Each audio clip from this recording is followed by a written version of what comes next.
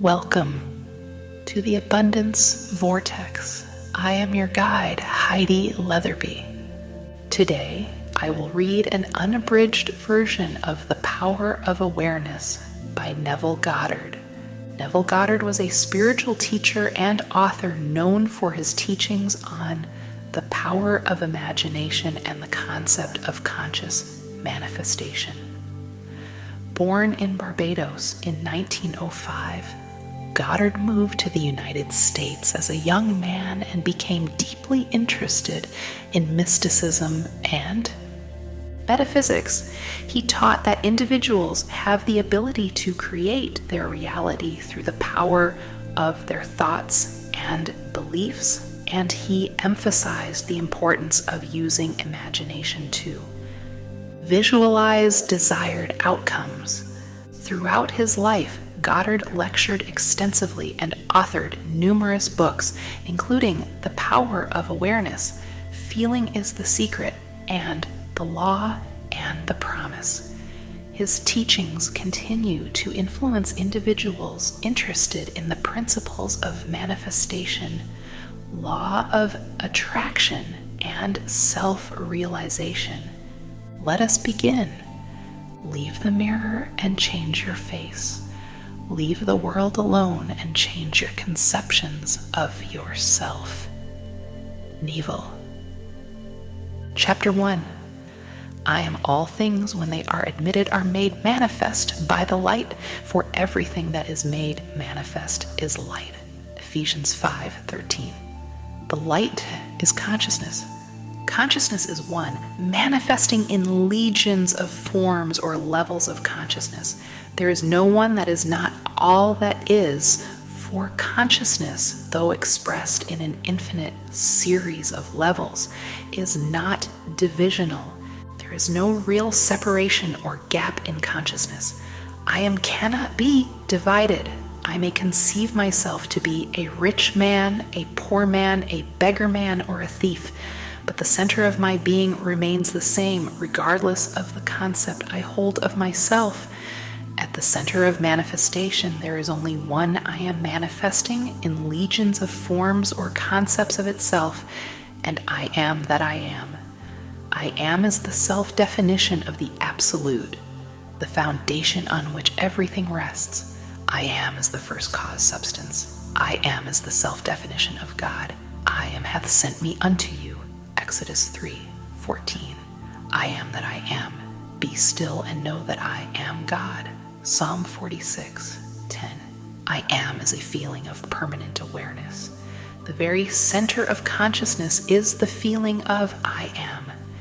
I may forget who I am, where I am, what I am, but I cannot forget that I am. The awareness of being remains regardless of the degree of forgetfulness of who, where, and what I am. I am is that which, amid unnumbered forms, is ever the same.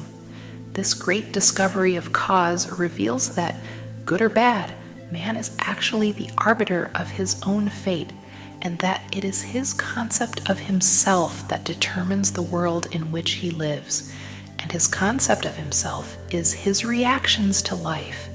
In other words, if you are experiencing ill health, knowing the truth about cause, you cannot attribute the illness to anything other than to the particular arrangement of the basic cause substance, an arrangement which was produced by your reactions to life and is defined by your concept, I am unwell. This is why you are told, let the weak man say, I am strong. Joel 3:10. For by his assumption, the cause, substance, I am, is rearranged, and must, therefore, manifest that which its rearrangement affirms. This principle governs every aspect of your life, be it social, financial, intellectual, or spiritual. I am is that reality to which, whatever happens, we must turn for an explanation of the phenomena of life. It is I am's concept of itself that determines the form and scenery of its existence. Everything depends upon its attitude towards itself. That which it will not affirm as true of itself cannot awaken in its world. That is, your concept of yourself, such as I am strong, I am secure, I am loved, determines the world in which you live. In other words, when you say, I am a man, I am a father, I am an American, you are not defining different I ams. You are defining different concepts or arrangements of the one cause substance, the one I am. Even in the phenomena of nature, if the tree were articulate, it would say, I am a tree, an apple tree, a fruitful tree. When you know that consciousness is the one and only reality conceiving itself to be something good, bad, or indifferent, and becoming that which it conceived itself to be, you are free from the tyranny of second causes, free from the belief that there are causes outside of your own mind that can affect your life. In the state of the consciousness of the individual is found the explanation of the phenomena of life. If man's concept of himself were different, everything in his world would be different. His concept of himself being what it is, everything in his world must be as it is. Thus, it is abundantly clear that there is only one I am, and you are that I am. And while I am is infinite, you, by your concept of yourself, are displaying only a limited aspect of the infinite I am. Build thee more stately mansions, O my soul. As the swift seasons roll, leave thy low-vaulted past. Let each new temple, nobler than the last, shut thee from heaven with a dome more vast, till thou at length art free, leaving thine outgrown shell by life's unresting sea. Oliver Wendell Holmes. Chapter 2. Consciousness.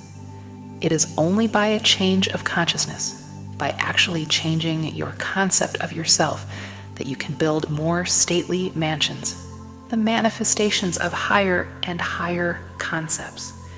By manifesting is meant experiencing the results of these concepts in your world. It is of vital importance to understand clearly just what consciousness is. The reason lies in the fact that consciousness is the one and only reality. It is the first and only cause, substance of the phenomena of life. Nothing has existence for man save through the consciousness he has of it. Therefore, it is to consciousness you must turn, for it is the only foundation on which the phenomena of life can be explained. If we accept the idea of a first cause, it follows that the evolution of that cause could never result in anything foreign to itself. That is, if the first cause substance is light, all its evolutions, fruits, and manifestations would remain light. The first cause substance being consciousness, all its evolutions, fruits, and phenomena must remain consciousness. All that could be observed would be a higher or lower form or variation of the same thing. In other words, if your consciousness is the only reality, it must also be the only substance. Consequently, what appears to you as circumstances, conditions, and even material objects are really only the products of your own consciousness. Nature, then, as a thing or a complex of things external to your mind, must be rejected. You and your environment cannot be regarded as existing separately. You and your world are one. Therefore, you must turn from the objective appearance of things to the subjective center of things, your consciousness, if you truly desire to know the cause of the phenomena of life and how to use this knowledge to realize your fondest dreams. In the midst of the apparent contradictions, antagonisms, and contrasts of your life, there is only one principle at work, only your consciousness operating. Difference does not consist in variety of substance, but in variety of arrangement of the same cause substance, your consciousness. The world moves with motiveless necessity. By this is meant that it has no motive of its own, but is under the necessity of manifesting your concept, the arrangement of your mind, and your mind is always arranged in the image of all you believe and consent to as true.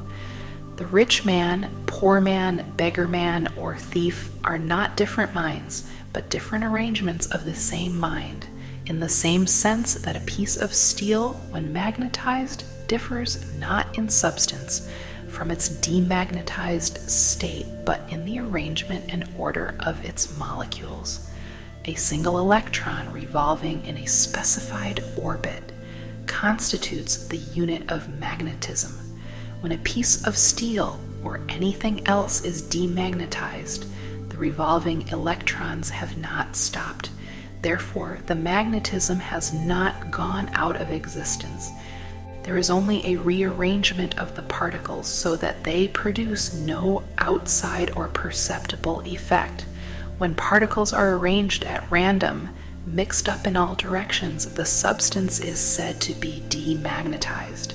But when particles are marshaled in ranks so that a number of them face in one direction, the substance is a magnet. Magnetism is not generated, it is displayed. Health, wealth, beauty, and genius are not created. They are only manifested by the arrangement of your mind, that is, by your concept of yourself, and your concept of yourself is all that you accept and consent to as true. What you consent to can only be discovered by an uncritical observation of your reactions to life. Your reactions reveal where you live psychologically, and where you live psychologically determines how you live here in the outer visible world. The importance of this in your daily life should be immediately apparent. The basic nature of the primal cause is consciousness. Therefore, the ultimate substance of all things is consciousness. Chapter 3, Power of Assumption. Man's chief delusion is his conviction that there are causes other than his own state of consciousness. All that befalls a man, all that is done by him, all that comes from him happens as a result of his state of consciousness. A man's consciousness is all that he thinks and desires and loves, all that he believes is true and consents to. That is why a change of consciousness is necessary before you can change your outer world. Rain falls as a result of a change in the temperature in the higher regions of the atmosphere.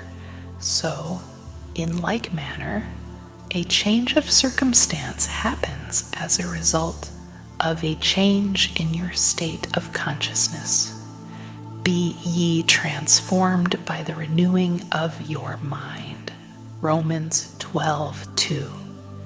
To be transformed, the whole basis of your thoughts must change, but your thoughts cannot change unless you have new ideas, for you think from your ideas. All transformation begins with an intense, burning desire to be transformed. The first step in the renewing of the mind is desire. You must want to be different and intend to be before you can begin to change yourself. Then you must make your future dream a present fact. You do this by assuming the feeling of your wish fulfilled. By desiring to be other than what you are, you can create an ideal of the person you want to be and assume that you are already that person. If this assumption is persisted in until it becomes your dominant feeling, the attainment of your ideal is inevitable. The ideal you hope to achieve is always ready for an incarnation.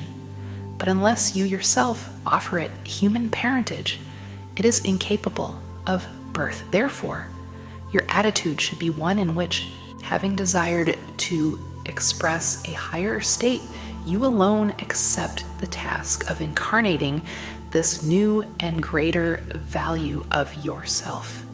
In giving birth to your ideal, you must bear in mind that the methods of mental and spiritual knowledge are entirely different. This is a point that is truly understood by probably not more than one person in a million. You know a thing mentally by looking at it from the outside, by comparing it with other things, by analyzing it and defining if by thinking of it. Whereas you can know a thing spiritually only by becoming it, only by thinking from it. You must be the thing itself and not merely talk about it or look at it. You must be like the moth in search of his idol, the flame, who, spurred with true desire, plunging at once into the sacred fire, folded his wings within, till he became one color and one substance with the flame. He only knew the flame who in it burned, and only he could tell who ne'er to tell returned. Farid ud Din Attar. Just as the moth in his desire to know the flame was willing to destroy himself, so must you, in becoming a new person, be willing to die to your present self. You must be conscious of being healthy if you are to know what health is.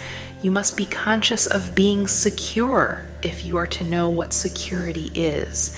Therefore, to incarnate a new and greater value of yourself, you must assume that you already are what you want to be, and then live by faith in this assumption, which is not yet incarnate in the body of your life, in confidence that this new value or state of consciousness will become incarnated through your absolute fidelity to the assumption that you are that which you desire to be. This is what wholeness means, what integrity means. They mean submission of the whole self to the feeling of the wish fulfilled, in certainty that that new state of consciousness is the renewing of mind which transforms. There is no order in nature corresponding to this willing submission of the self to the ideal beyond the self. Therefore, it is the height of folly to expect the incarnation of a new and greater concept of self to come about by natural evolutionary process. That which requires a state of consciousness to produce its effect obviously cannot be effected without such a state of consciousness.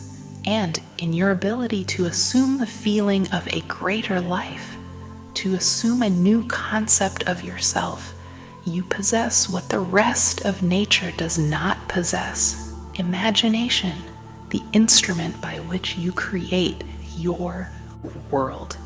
Your imagination is the instrument, the means whereby your redemption from slavery, sickness, and poverty is effected. If you refuse to assume the responsibility of the incarnation of a new and higher concept of yourself, then you reject the means, the only means whereby your redemption, that is, the attainment of your ideal, can be effected. Imagination is the only redemptive power in the universe. However, your nature is such that it is optional to you whether you remain in your present concept of yourself, a hungry being longing for freedom, health, and security, or choose to become the instrument of your own redemption, imagining yourself as that which you want to be, and thereby satisfying your hunger and redeeming yourself. Oh, be strong then, and brave, pure, patient, and true. The work that is yours let no other hand do, for the strength from the fountain within you, the kingdom of heaven. Chapter 4. Desire the changes which take place in your life as a result of your changed concept of yourself always appear to the unenlightened to be the result, not of a change of your consciousness, but of chance, outer cause, or coincidence. However, the only fate governing your life is the fate determined by your own concepts, your own assumptions. For an assumption, though false, if persisted in, will harden into fact.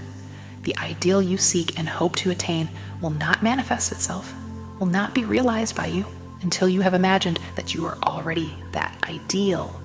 There is no escape for you except by a radical psychological transformation of yourself, except by your assumption of the feeling of your wish fulfilled. Therefore, make results or accomplishments the crucial test of your ability to use your imagination. Everything depends on your attitude towards yourself. That which you will not affirm as true of yourself can never be realized by you, for that attitude alone is the necessary condition by which you realize your goal. All transformation is based upon suggestion, and this can work only where you lay yourself completely open to an influence. You must abandon yourself to your ideal as a woman abandons herself to love, for complete abandonment of self to it is the way to union with your ideal. You must assume the feeling of the wish fulfilled until your assumption has all the sensory vividness of reality. You must imagine that you are already experiencing what you desire. That is, you must assume the feeling of the fulfillment of your desire until you are possessed by it, and this feeling crowds all other ideas out of your consciousness. The man who is not prepared for the conscious plunge into the assumption of the wish fulfilled in the faith that it is the only way to the realization of his dream is not yet ready to live consciously by the law of assumption, although there is no doubt that he does live by the law of assumption unconsciously. But for you who accept this principle and are ready to live by consciously assuming that your wish is already fulfilled, the adventure of life begins. To reach a higher level of being, you must assume a higher concept of yourself. If you will not imagine yourself as other than what you are, then you remain as you are. For if ye believe not that I am he, ye shall die in your sins. John 8:24. If you do not believe that you are he, the person you want to be, then you remain as you are. Through the faithful, systematic cultivation of the feeling of the wish fulfilled, desire becomes the promise of its own fulfillment. The assumption of the feeling of the wish fulfilled makes the future dream a present fact. Chapter 5. The truth that sets you free. The drama of life is a psychological one in which all the conditions, circumstances, and events of your life are brought to pass by your assumptions. Since your life is determined by your assumptions, you are forced to recognize the fact that you are either a slave to your assumptions or their master. To become the master of your assumptions is the key to undreamed of freedom and happiness. You can attain this mastery by deliberate conscious control of your imagination. You determine your assumptions in this way. Form a mental image, a picture of the state desired, of the person you want to be. Concentrate your attention upon the feeling that you are already that person. First, visualize the picture in your consciousness. Then feel yourself to be in that state as though it actually formed your surrounding world. By your imagination, that which was a mere mental image is changed into a seemingly solid reality. The great secret is a controlled imagination and a well-sustained attention, firmly and repeatedly focused on the object to be accomplished. It cannot be.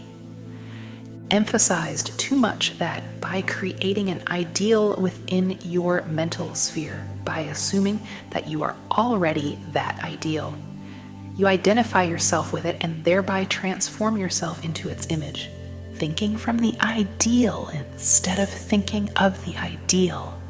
Every state is already there as mere possibilities, as long as we think of them, but as overpoweringly real when we think from them.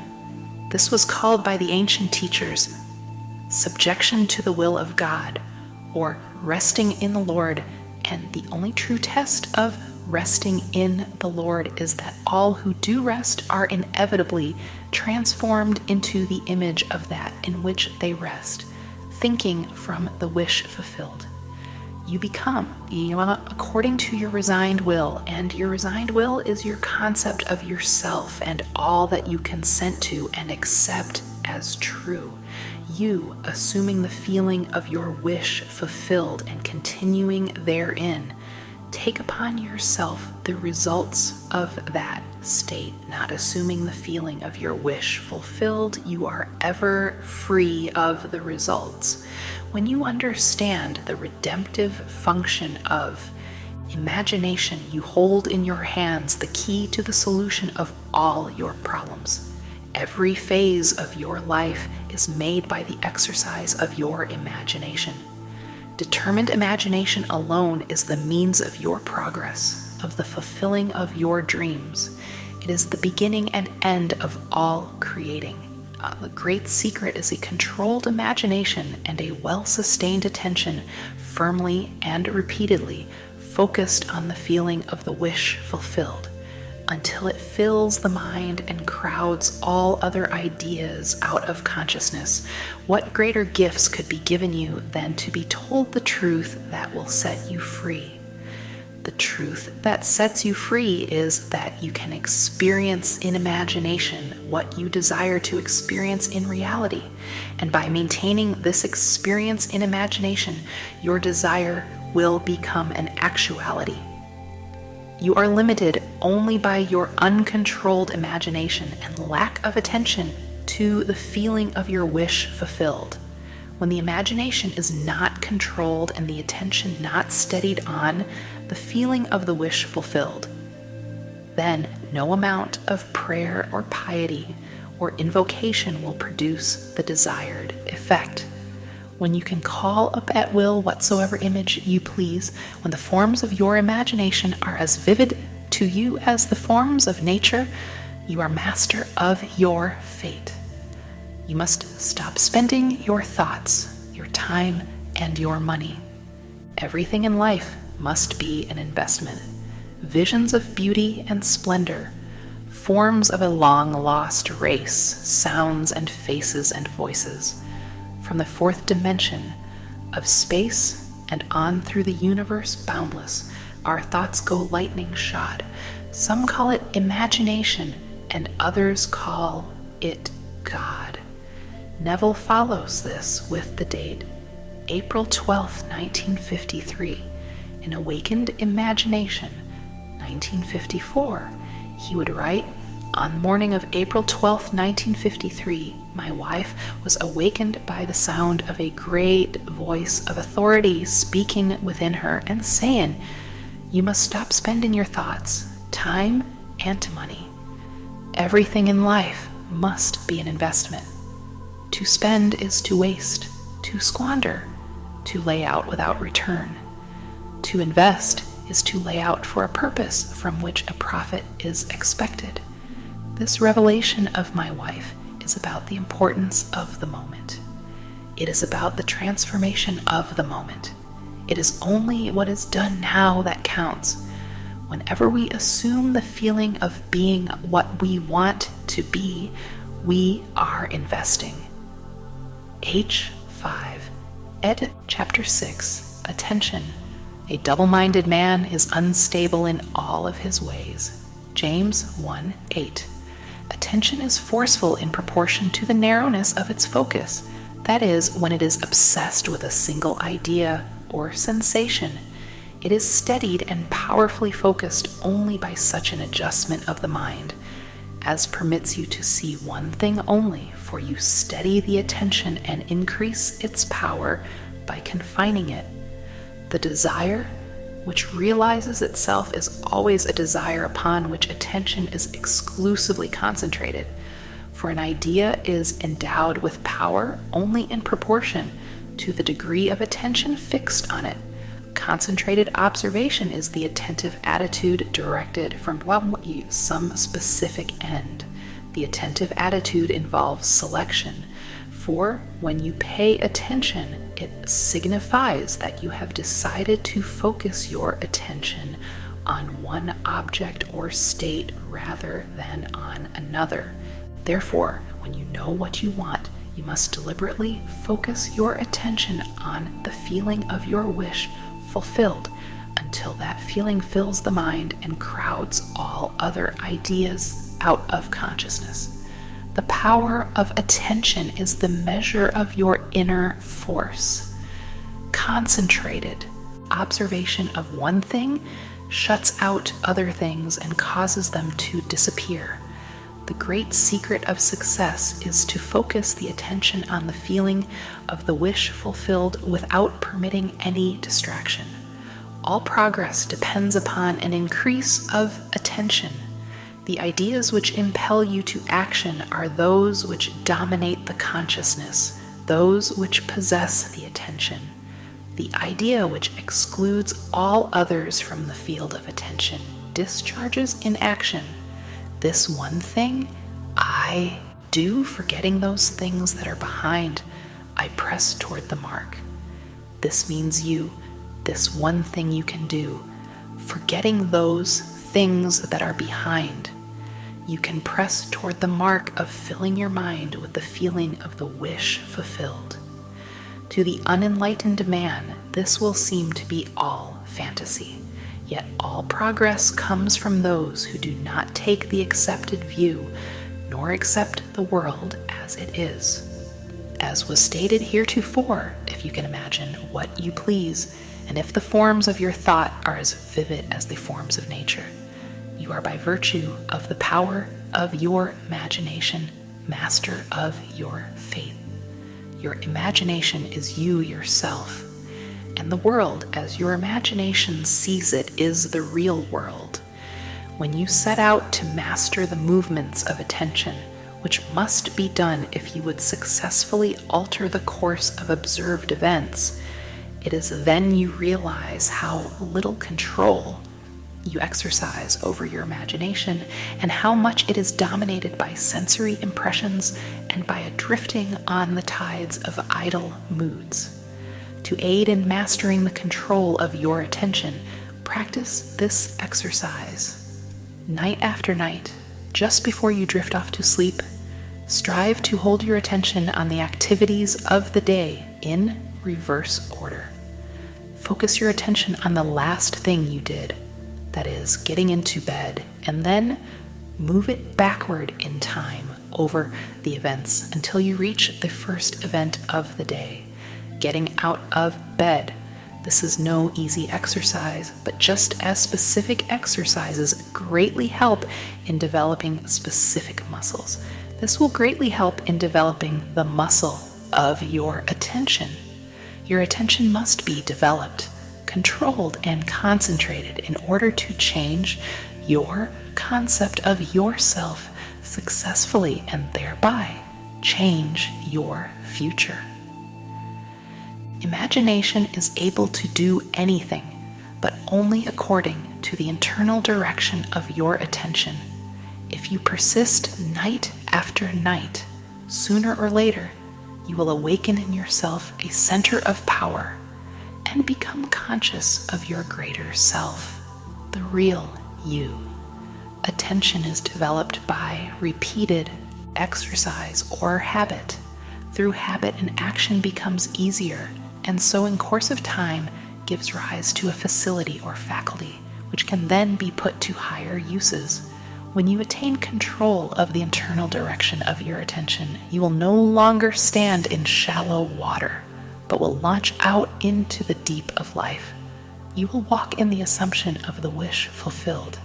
as on a foundation more solid even than earth. Chapter 7. Attitude Experiments, recently conducted by Merle Lawrence, Princeton, and Adelbert Ames, Dartmouth, in the latter's Psychology Laboratory at Hanover, New Hampshire, prove that what you see when you look at something depends not so much on what is there as on the assumption you make when you look, since what we believe to be the real physical world is actually only an assumptive world. It is not surprising that these experiments prove that what appears to be solid reality is actually the result of expectations or assumptions. Your assumptions determine not only what you see, but also what you do, for they govern all your conscious and subconscious movements towards the fulfillment of themselves. Over a century ago, this truth was stated by Emerson as follows: as the world was plastic and fluid in the hands of God, so it is ever to so much of his attributes as we bring to it. To ignorance and sin, it is flint. They adapt themselves to it as they may, but in proportion as a man has anything in him divine, the firmament flows before him and takes his signet and form. Your assumption is the hand of God molding the firmament into the image of that which you assume. The assumption of the wish fulfilled is the high tide which lifts you easily off the bar of the senses, where you have so long lain stranded. It lifts the mind into prophecy in the full right sense of the word. And if you have that controlled imagination and absorbed attention which it is possible to attain, you may. Be sure that all your assumption implies will come to pass.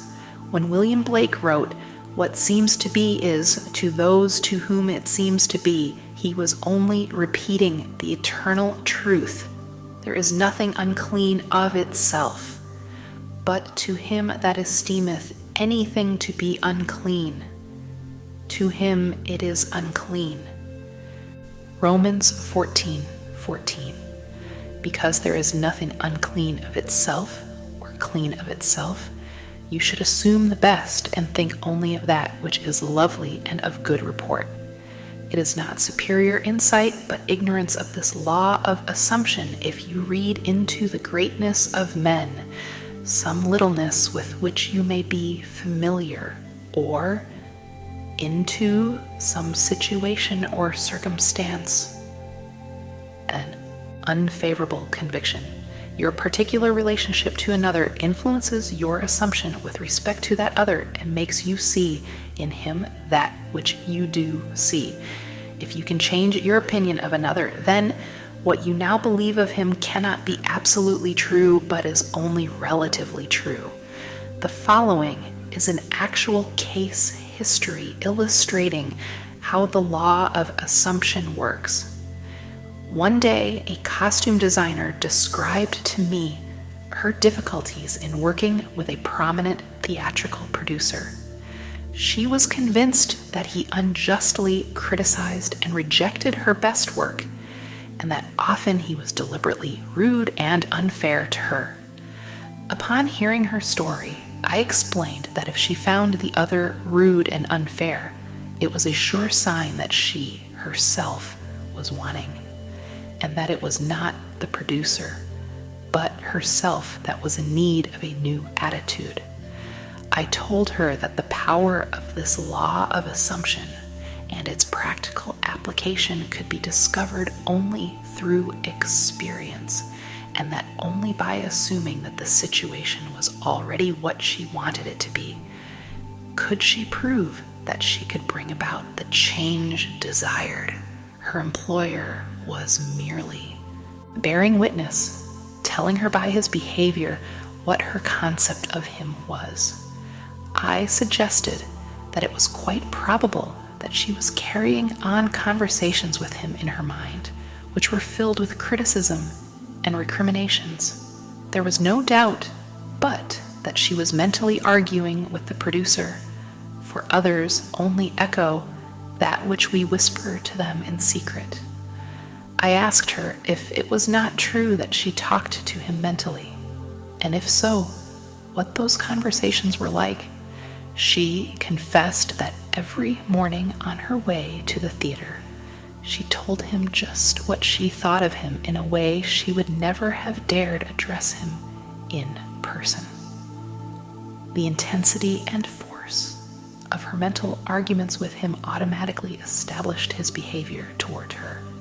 She began to realize that all of us carry on mental conversations, but unfortunately, on most occasions, these conversations are argumentative, that we have only to observe the passerby on the street to prove this assertion that so many people are mentally engrossed in conversation and few appear to be happy about it, but the very intensity of their feeling must lead them quickly to the unpleasant incident they themselves have mentally created and therefore must now encounter.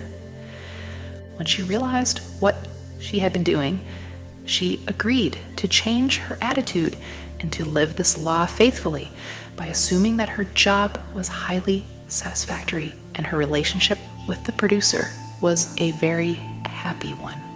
To do this, she agreed that before going to sleep at night, on her way to work, and at other intervals during the day, she would imagine that he had congratulated her on her fine designs and that she, in turn, had thanked him for his praise and kindness. To her great delight, she soon discovered for herself that her own attitude was the cause of all that befell her. The behavior of her employer miraculously reversed itself, his attitude echoing as it had always done that which she had assumed now reflected her. Changed concept of him. What she did was by the power of her imagination.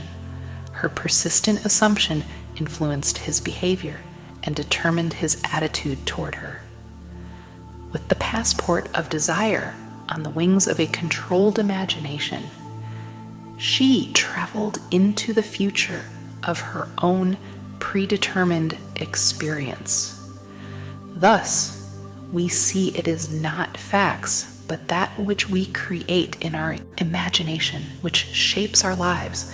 For most of the conflicts of the day are due to the want of a little imagination to cast the beam out of our own eye. It is the exact and literal-minded who live in a fictitious world, as this designer, by her controlled imagination, started the subtle change in her employer's mind. So can we, by the control of our own imagination and wisely directed feeling, solve our problems.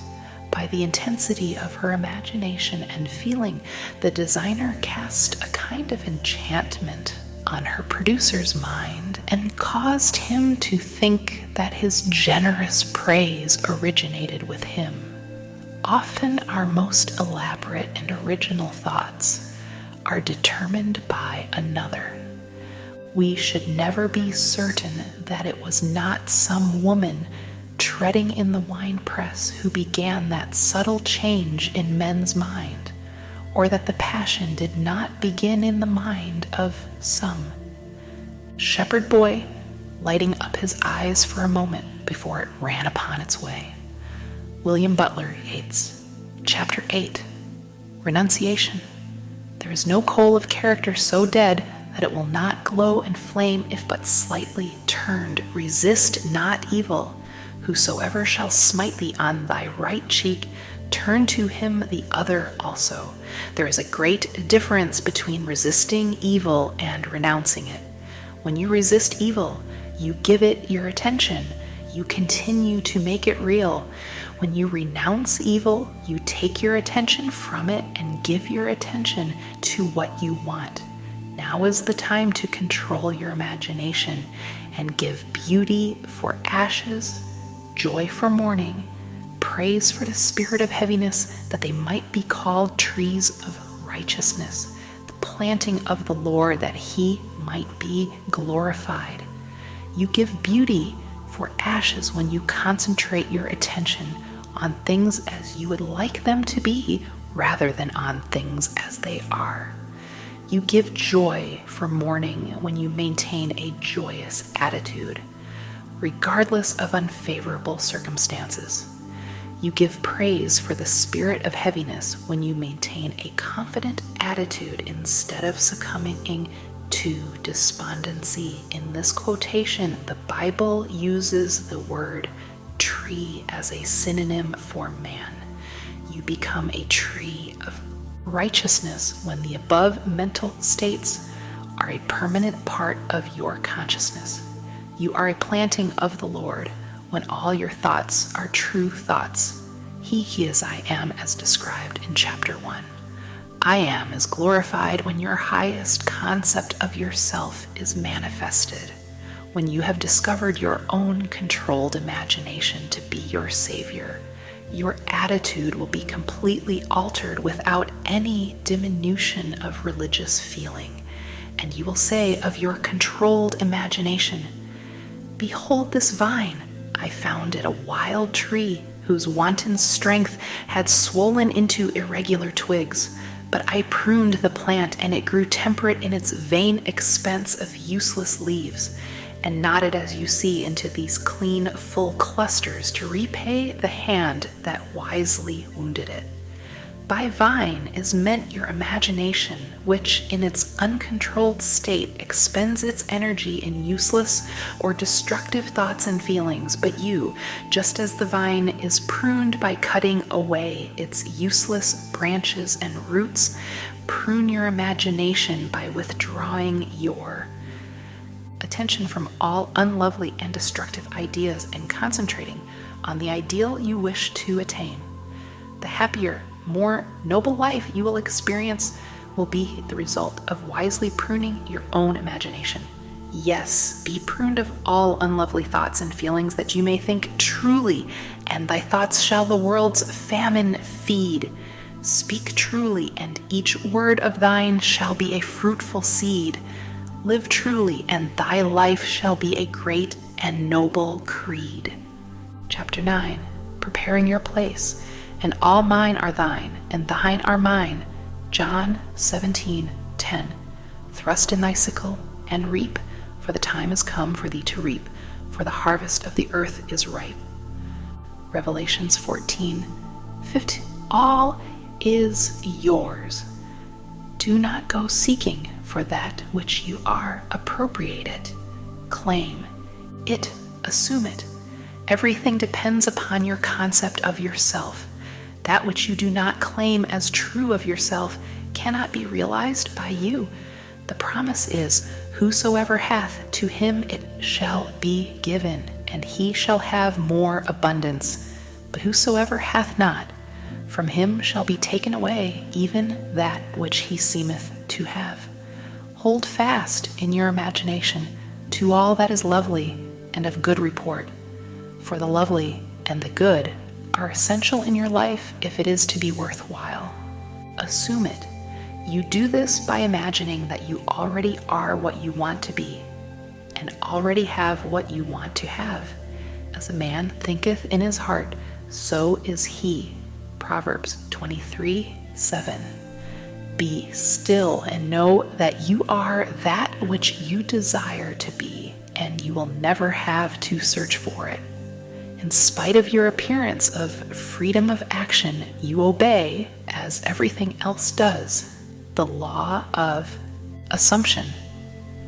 Whatever you may think of the question of free will, the truth is your experiences throughout your life are determined by your assumptions, whether conscious or unconscious.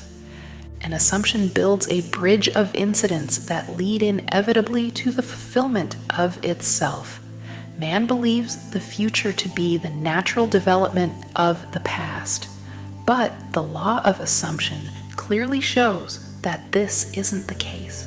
Your assumption places you psychologically where you are not physically. Then your senses pull you back from where you were psychologically to where you are physically. It is these psychological forward motions that produce your physical forward motions in time. Precognition permeates all the scriptures of the world. In my Father's house are many mansions. If it were not so, I would have told you, I go to prepare a place for you. And if I go and prepare a place for you, I will come again and receive you unto myself, that where I am, there ye may be also. And now I have told you before it came to pass, that when it is come to pass, ye might believe.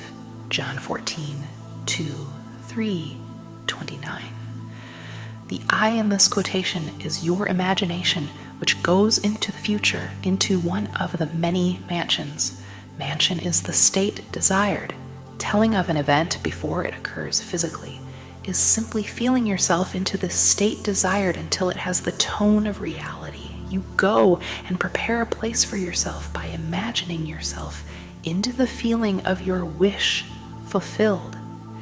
Then you speed from this state of the wish fulfilled, where you have not been physically, back to where you were physically a moment ago. Then, with an irresistible forward movement, you move forward across a series of events to the physical realization of your wish, that where you have been in imagination, there you will be in the flesh also, unto the place from whence the rivers come. Thither they return again. Ecclesiastes 1:7. Chapter 10. Creation. I am God, declaring the end from the beginning, and from ancient times things that are not yet done. Isaiah 46:9, 10. Creation is finished. Creativeness is only a deeper receptiveness for the entire contents of all time and all space, while experienced in a time sequence, actually coexist in an infinite and eternal now. In other words, all that you ever have been or ever will be, in fact, all that mankind ever was or ever will be, exists now. This is what is meant by creation, and the statement that creation is finished means nothing is ever to be created, it is only to be manifested. What is called creativeness is only becoming aware of what already is. You simply become aware of increasing portions of that which already exists. The fact that you can never be anything that you are not already, or experience anything not already existing, explains the experience of having an acute feeling of having heard before what is being said, or having met before the person being met for the first time, or having seen before a place or thing being seen for the first time.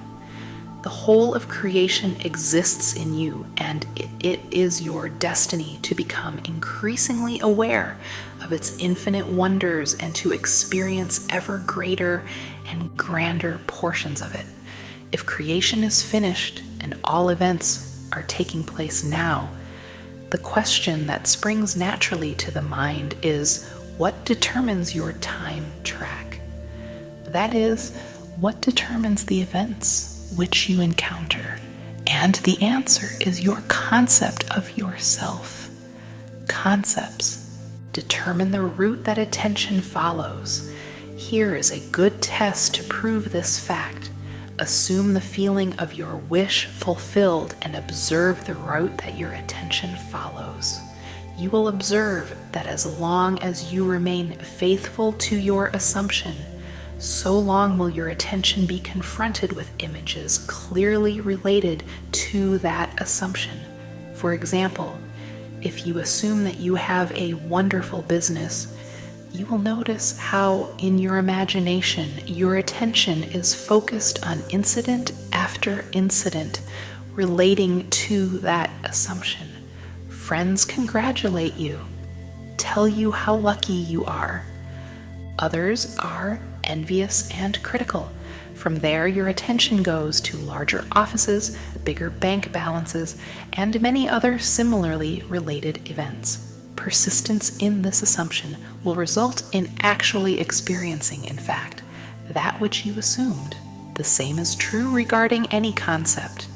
If your concept of yourself is that you are a failure, you would encounter in your imagination a whole series of incidents in conformance to that concept. Thus, it is clearly seen how you, by your concept of yourself, determine your present, that is, the particular portion of creation which you now experience, and your future, that is, the particular portion of creation which you will experience. Chapter 11. Interference. You are free to choose the concept you will accept of yourself. Therefore, you possess the power of intervention, the power which enables you to alter the course of your future. The process of rising from your present concept to a higher concept of yourself is the means of all true progress. The higher concept is waiting for you to incarnate it in the world of experience. Now unto him that is able to do exceeding abundantly above all that we ask or think, according to the power that worketh in us, unto him be glory. Ephesians 3:20. Him that is able to do more than you can ask or think is your imagination, and the power that worketh in us is your attention. Understanding imagination to be him that is able to do all that you ask, and attention to be the power by which you create your world, you can now build your ideal world. Imagine yourself to be the ideal you dream of and desire. Remain attentive to this imagined state, and as fast as you completely feel that you are already this ideal, it will manifest itself as reality in your world. He was in the world, and the world was made by him, and the world knew him not. John 1:10. The mystery hid from the ages, Christ in you, the hope of glory. The he in the first of these quotations is your imagination. As previously explained, there is only one substance. This substance is consciousness. It is your imagination which forms this substance into concepts, which concepts are then manifested as conditions, circumstances, and physical objects. Thus, imagination made your world, this supreme truth with but few exceptions man is not conscious of. The mystery, Christ in you, referred to in the second quotation, is your imagination by which your world is molded. The hope of glory is your awareness of the ability to rise perpetually to higher levels. Christ is not to be found in history, nor in external forms. You find Christ only when you become aware of the fact that your imagination is the only redemptive power. When this is discovered, the towers of dogma will have heard the trumpets of truth, and, like the walls of Jericho, crumble to dust. Chapter 12. Subjective control. Your imagination is able to do all that you ask in proportion to the degree of your attention. All progress, all fulfillment of desire, depend upon the control and concentration of your attention. Attention may be either attracted from without or directed from within. Attention is attracted from without when you are consciously occupied with the external impressions of the immediate present. The very lines of this page are attracting your attention from without. Your attention is directed from within when you deliberately choose what you will be preoccupied with mentally. It is obvious that in the objective world, your attention is not only attracted by, but is constantly directed to external impressions. But your control in the subjective state is almost non-existent, for in this state, attention is usually the servant and not the master. The passenger and not the navigator of your world. There is an enormous difference between attention directed objectively and attention directed subjectively, and the capacity to change your future depends on the latter. When you are able to control the movements of your attention in the subjective world, you can modify or alter your life as you please.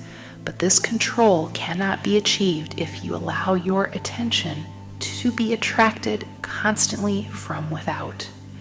Each day, set yourself the task of deliberately withdrawing your attention from the objective world and of focusing it subjectively. In other words, concentrate on those thoughts or moods which you deliberately determine. Then those things that now restrict you will fade and drop away.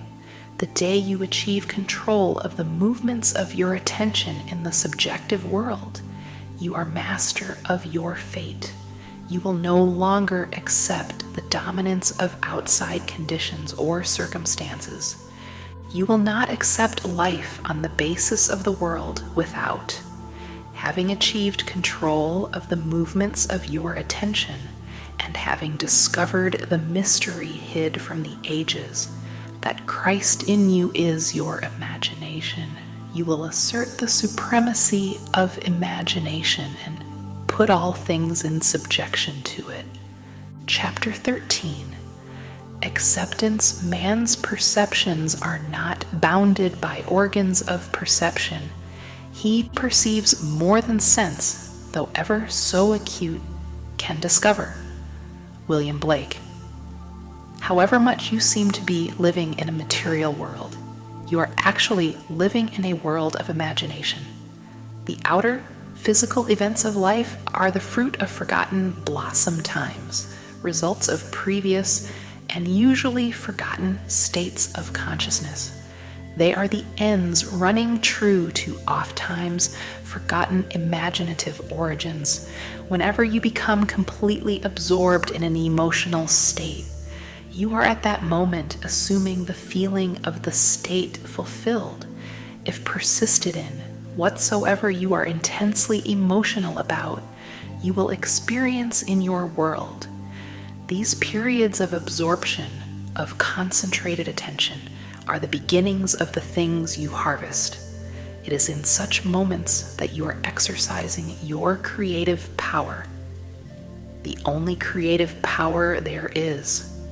At the end of these periods, or moments of absorption, you speed from these imaginative states where you have not been physically to where you were physically an instant ago. In these periods, the imagined state is so real that when you return to the objective world and find that it is not the same as the imagined state, it is an actual shock. You have seen something in imagination with such vividness that you now wonder whether the evidence of your senses can now be believed, and like Keats you ask, was it a vision or a waking dream? Fled is that music. Do I wake or sleep?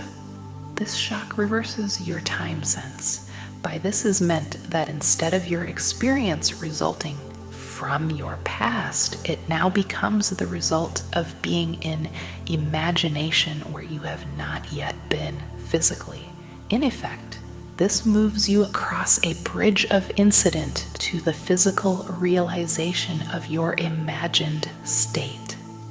The man who at will can assume whatever state he pleases has found the keys to the kingdom of heaven. The keys are desire, imagination, and a steadily focused attention on the feeling of the wish fulfilled. To such a man, any undesirable objective fact is no longer a reality, and the ardent wish no longer a dream. Prove me now herewith, saith the Lord of hosts, if I will not open you the windows of heaven and pour you out a blessing, that there shall not be room enough to receive it. Malachi 3:10. The windows of heaven may not be opened and the treasures seized by a strong will, but they open of themselves and present their treasures as a free gift. a gift that comes when absorption reaches such a degree that it results in a feeling of complete acceptance. The passage from your present state to the feeling of your wish fulfilled is not across a gap. There is continuity between the so-called real and unreal. To cross from one state to the other, you simply extend your feelers, trust your touch, and enter fully into the spirit of what you are doing. Not by might nor by power, but by my spirit, saith the Lord of hosts. Zechariah 4:6.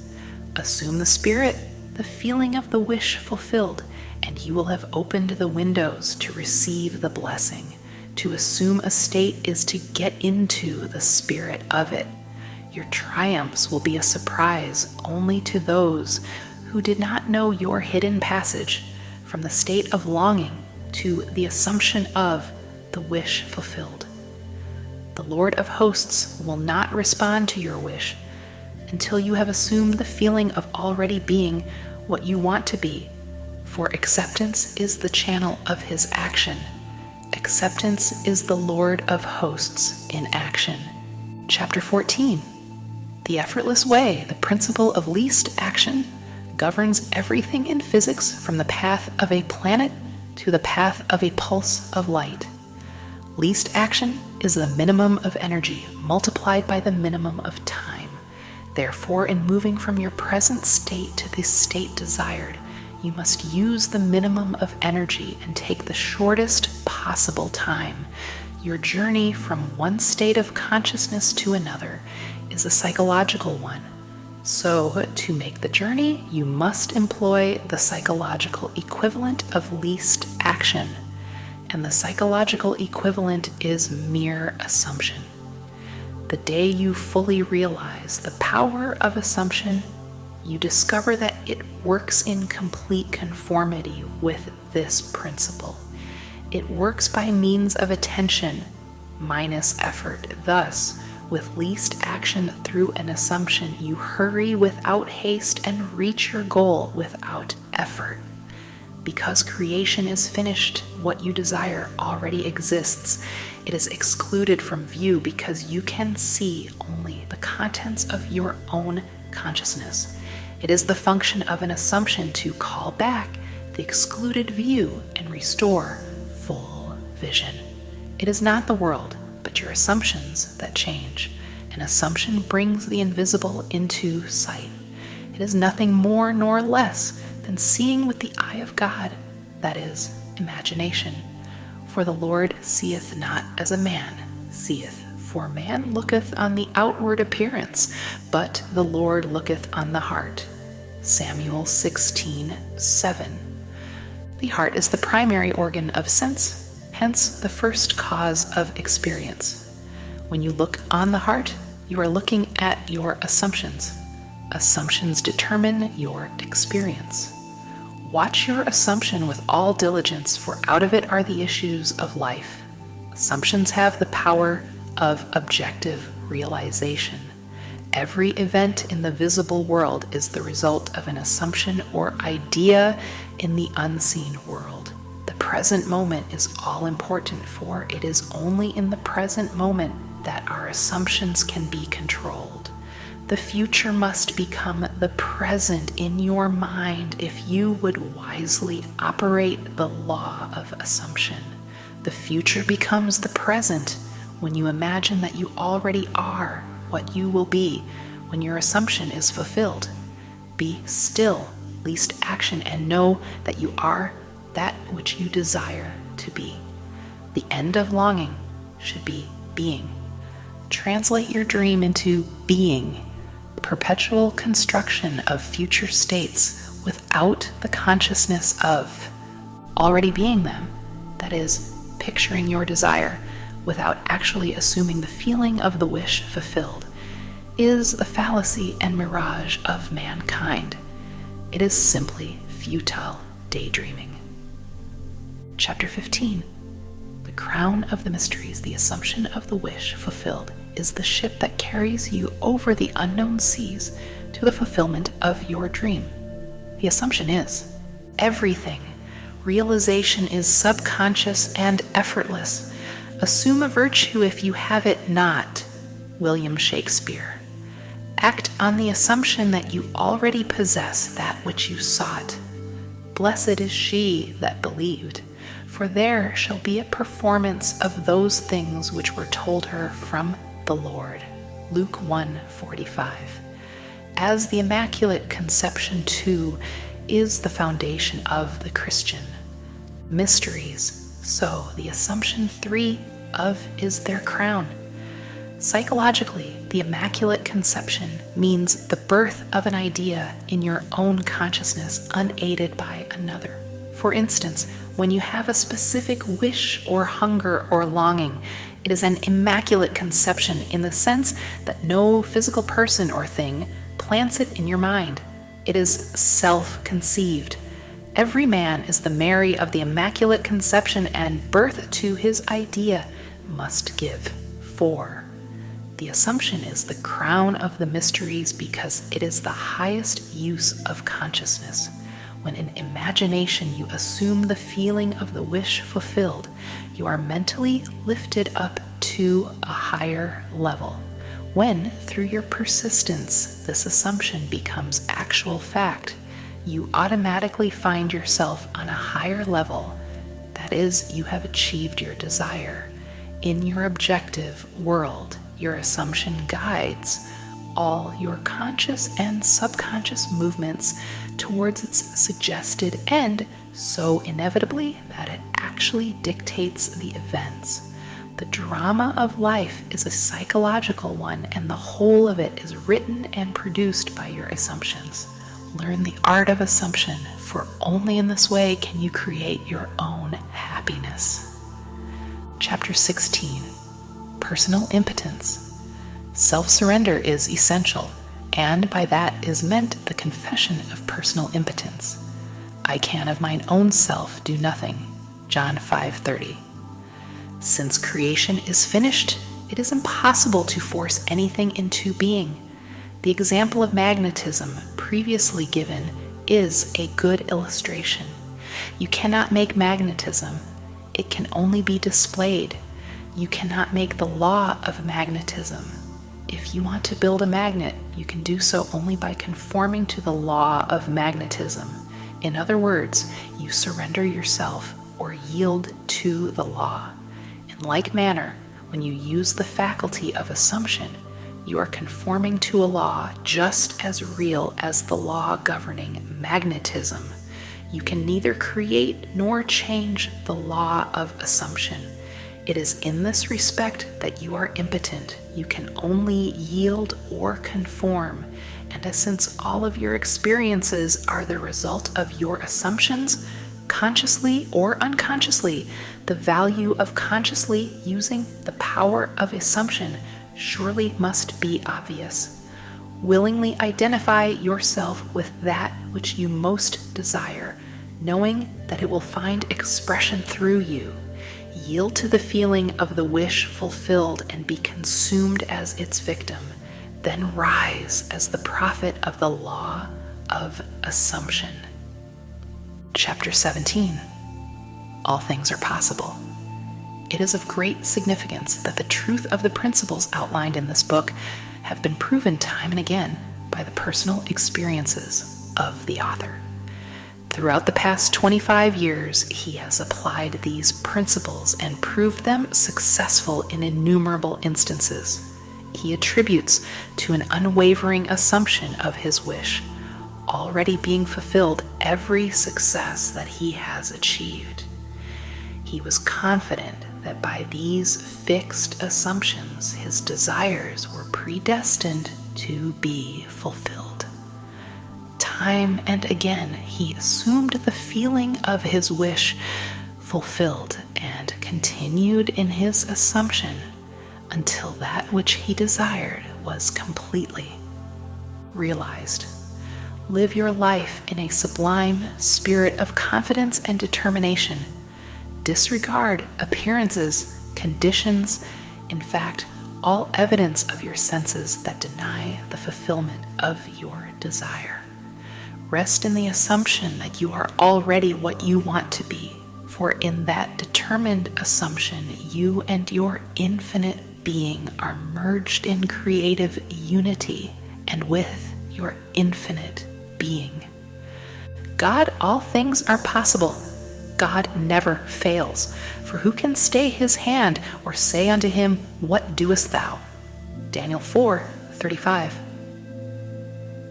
Through the mastery of your assumptions, you are in very truth enabled to master life.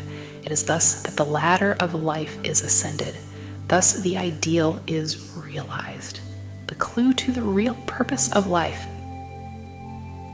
is to surrender yourself to your ideal with such awareness of its reality that you begin to live the life of the ideal and no longer your own life as it was prior to this surrender. He calleth things that are not seen as though they were, and the unseen becomes seen. Approx. Romans 4:17. Each assumption has its corresponding world.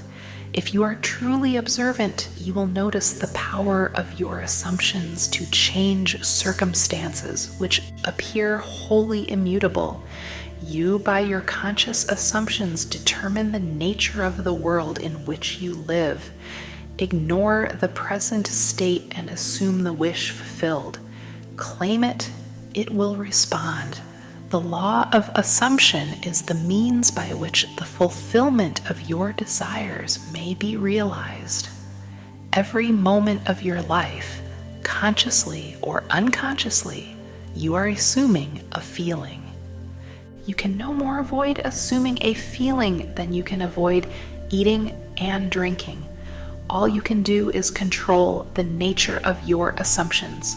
Thus, it is clearly seen that the control of your assumption is the key you now hold to an ever-expanding, happier, more noble life. Chapter 18, Be ye doers of the word, and not hearers only, deceiving your own selves. For if any be a hearer of the word, and not a doer, he is like unto a man beholding his natural face in a glass, and goeth his way, and straightway forgetteth what manner of man he was. But whoso looketh into the perfect law of liberty, and continue therein, he being not a forgetful hearer, but a doer of the work, this man shall be blessed in his deed. James 1:22-25. The word in this quotation means idea, concept, or desire. You deceive yourself by hearing only when you expect your desire to be fulfilled through mere wishful thinking. Your desire is what you want to be, and looking at yourself in a glass is seeing yourself in imagination as that person. Forgetting what manner of man you are is failing to persist in your assumption. The perfect law of liberty is the law which makes possible liberation from limitation, that is, the law of assumption. To continue in the perfect law of liberty is to persist in the assumption that your desire is already fulfilled. You are not a forgetful hearer when you keep the feeling of your wish fulfilled constantly alive in your consciousness. This makes you a doer of the work, and you are blessed in your deed by the inevitable realization of your desire. You must be doers of the law of assumption, for without application, the most profound understanding will not produce any desired result. Frequent reiteration and repetition of important basic truths runs through these pages where the law of assumption is concerned, the law that sets man free. This is a good thing. It should be made clear again and again, even at the risk of repetition.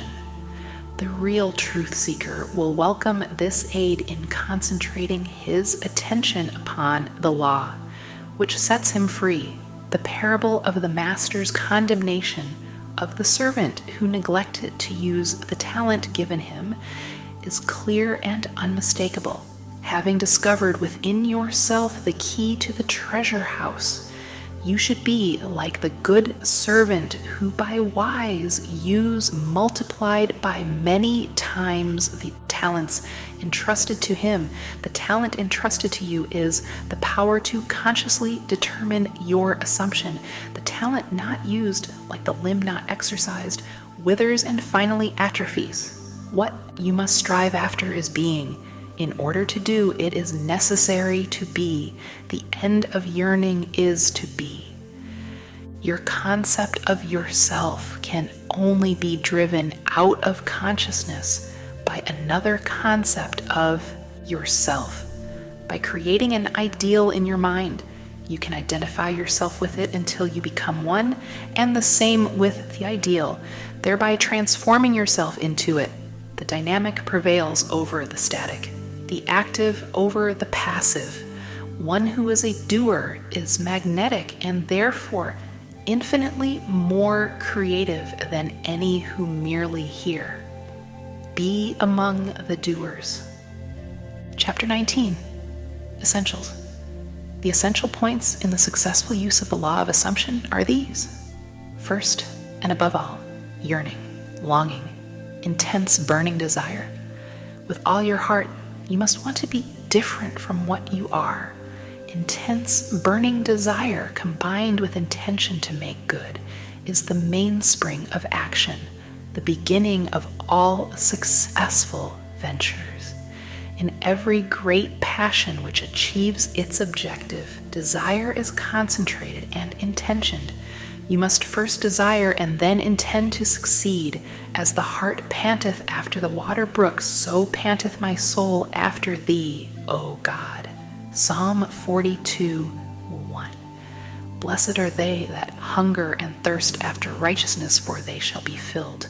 Matthew 5:6. Here the soul is interpreted as the sum total of all you believe, think, feel, and accept as true. In other words, your present level of awareness. God, I am, is the power of awareness, the source and fulfillment of all desire. Understood.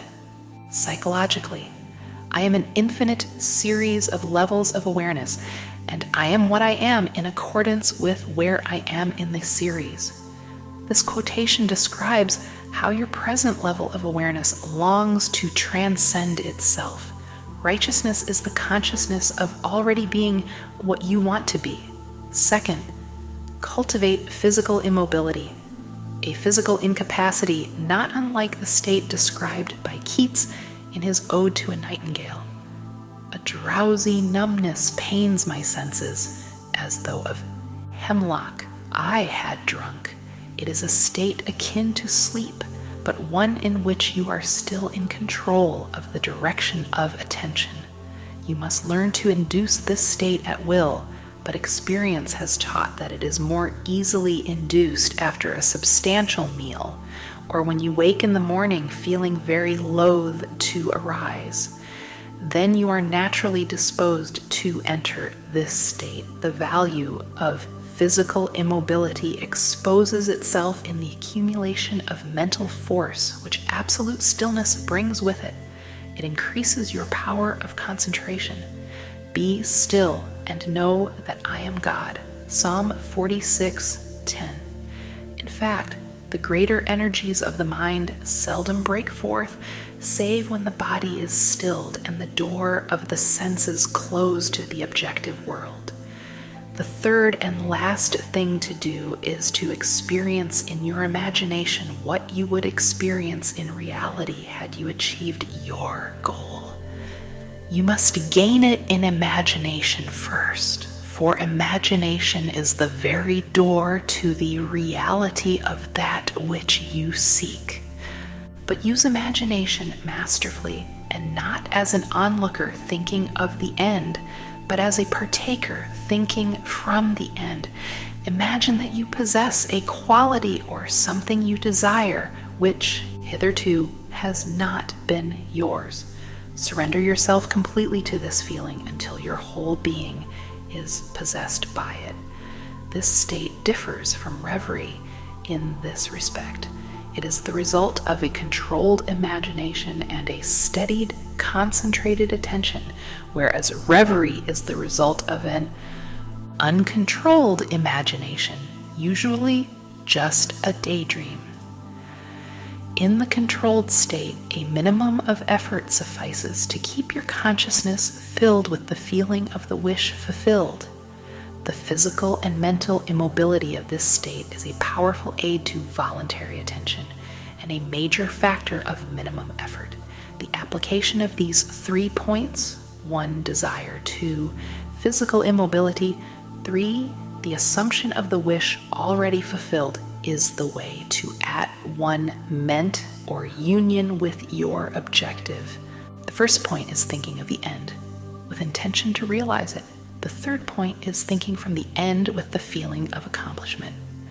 The secret of thinking from the end is to enjoy being.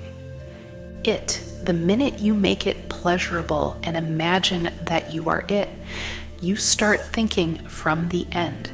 One of the most prevalent misunderstandings is that this law works only for those having a devout or a religious objective. This is a fallacy. It works just as impersonally as the law of electricity works. It can be used for greedy, selfish purposes as well as noble ones. But it should always be borne in mind that ignoble thoughts and actions inevitably result in unhappy consequences. Chapter 20. Righteousness. In the preceding chapter, righteousness was defined as the consciousness of already being what you want to be. This is the true psychological meaning and obviously does not refer to adherence to moral codes, civil law, or religious precepts. You cannot attach too much importance to being righteous. In fact, the entire Bible is permeated with admonition and exhortations on this subject.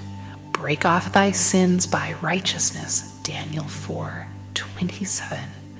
My righteousness I hold fast and will not let it go.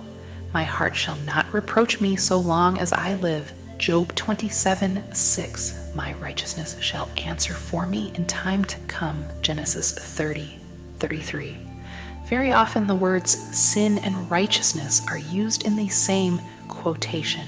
This is a logical contrast of opposites and becomes enormously significant in the light of the psychological meaning of righteousness and the psychological meaning of sin. Sin means to miss the mark, not to attain your desire, not to be the person you want to be, is sinning. Righteousness is the consciousness of already being what you want to be. It is a changeless educative law that effects must follow causes. Only by righteousness can you be saved from sinning. There is a widespread misunderstanding as to what it means to be saved from sin. The following example will suffice to demonstrate this misunderstanding and to establish the truth. A person living in abject poverty may believe that by means of some religious or philosophical activity, he can be saved from sin, and his life improved as a result. If, however, he continues to live in the same state of poverty, it is obvious that what he believed was not the truth, and in fact, he was not saved. On the other hand, he can be saved by righteousness. The successful use of the law of assumption would have the inevitable result of an actual change in his life. He would no longer live in poverty. He would no longer miss the mark. He would be saved from sin. Except your righteousness shall exceed the righteousness of the scribes and Pharisees. Ye shall in no wise enter into the kingdom of heaven. Matthew 5:20. Scribes and Pharisees means those who are influenced and governed by the outer appearances, the rules and customs of the society in which they live, the vain desire to be thought well of by other men. Unless this state of mind is exceeded, your life will be one of limitation, of failure to attain your desires, of missing the mark, of sin. This righteousness is exceeded by true righteousness, which is always the consciousness of already being that which you want to be. One of the greatest pitfalls in attempting to use the law of assumption is focusing your attention on things, on a new home, a better job, a bigger bank balance. This is not the righteousness without which you die in your sins. Righteousness is not the thing itself.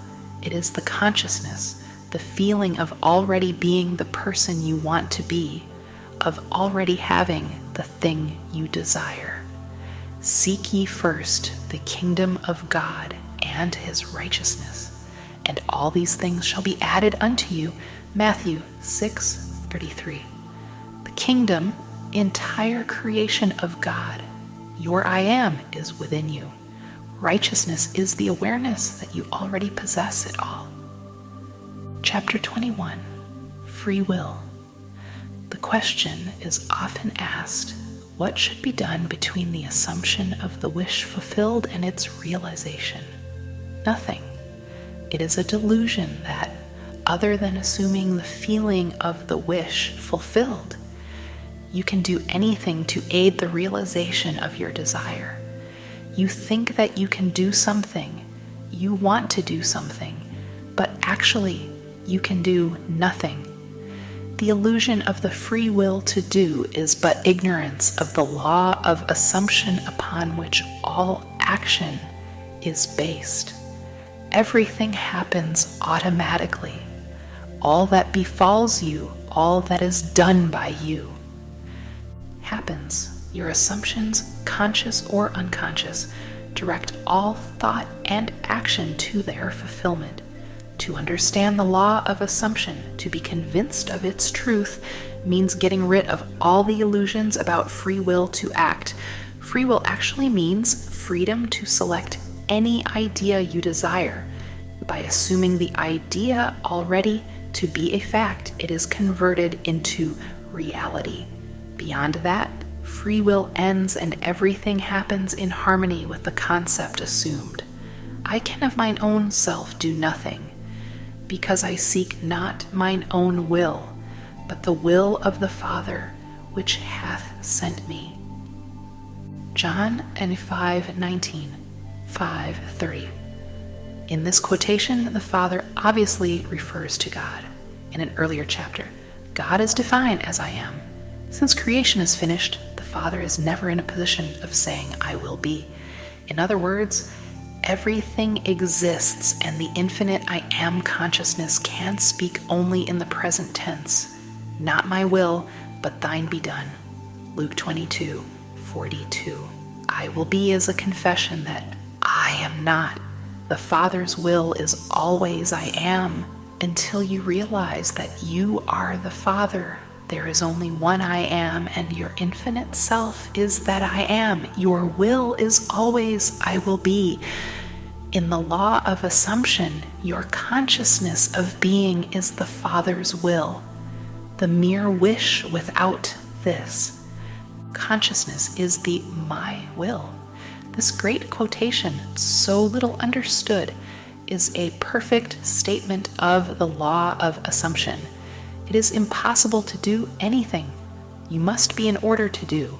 If you had a different concept of yourself, everything would be different. You are what you are, so everything is as it is. The events which you observe are determined by the concept you have of yourself. If you change your concept of yourself, the events ahead of you in time are altered. But thus altered, they form again a deterministic sequence, starting from the moment of this changed concept.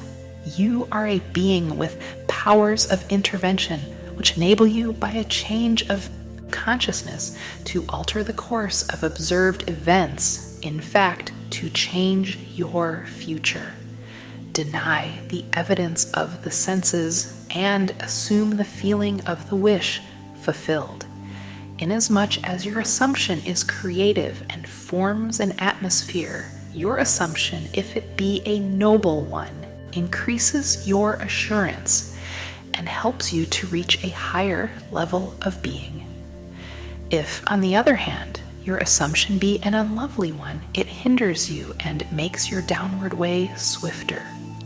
Just as the lovely assumptions create a harmonious atmosphere, so the hard and bitter feelings create a hard and bitter atmosphere. Whatsoever things are pure, just, lovely, of good report, think on these things. Approx. Philippians 4:8. This means to make your assumptions the highest, noblest, happiest concepts. There is no better time to start than now. The present moment is always the most opportune in which to eliminate all unlovely assumptions and to concentrate only on the good, as well as yourself. Claim for others their divine inheritance. See only their good and the good in them. Stir the highest in others to confidence and self-assertion by your sincere assumption of their good, and you will be their prophet and their healer. For an inevitable fulfillment awaits all sustained assumptions. You win by assumption what you can never win by force. An assumption is a certain motion of consciousness. This motion, like all motion, exercises an influence on the surrounding substance, causing it to take the shape of echo and reflect the assumption. A change of fortune is a new direction and outlook, merely a change in arrangement of the same mind substance, consciousness. If you would change your life, you must begin at the very source with your own basic concept of self. Outer change, becoming part of organizations, political bodies, religious bodies, is not enough. The cause goes deeper. The essential change must take place in yourself, in your own concept of self.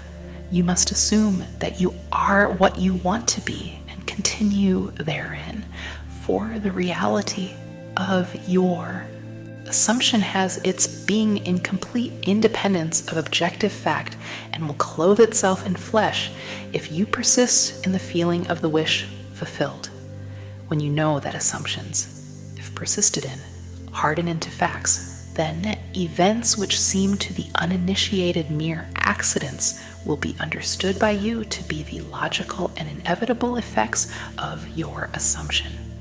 The important thing to bear in mind is that you have infinite free will in choosing your assumptions, but no power to determine conditions and events. You can create nothing, but your assumption determines what portion of creation you will experience.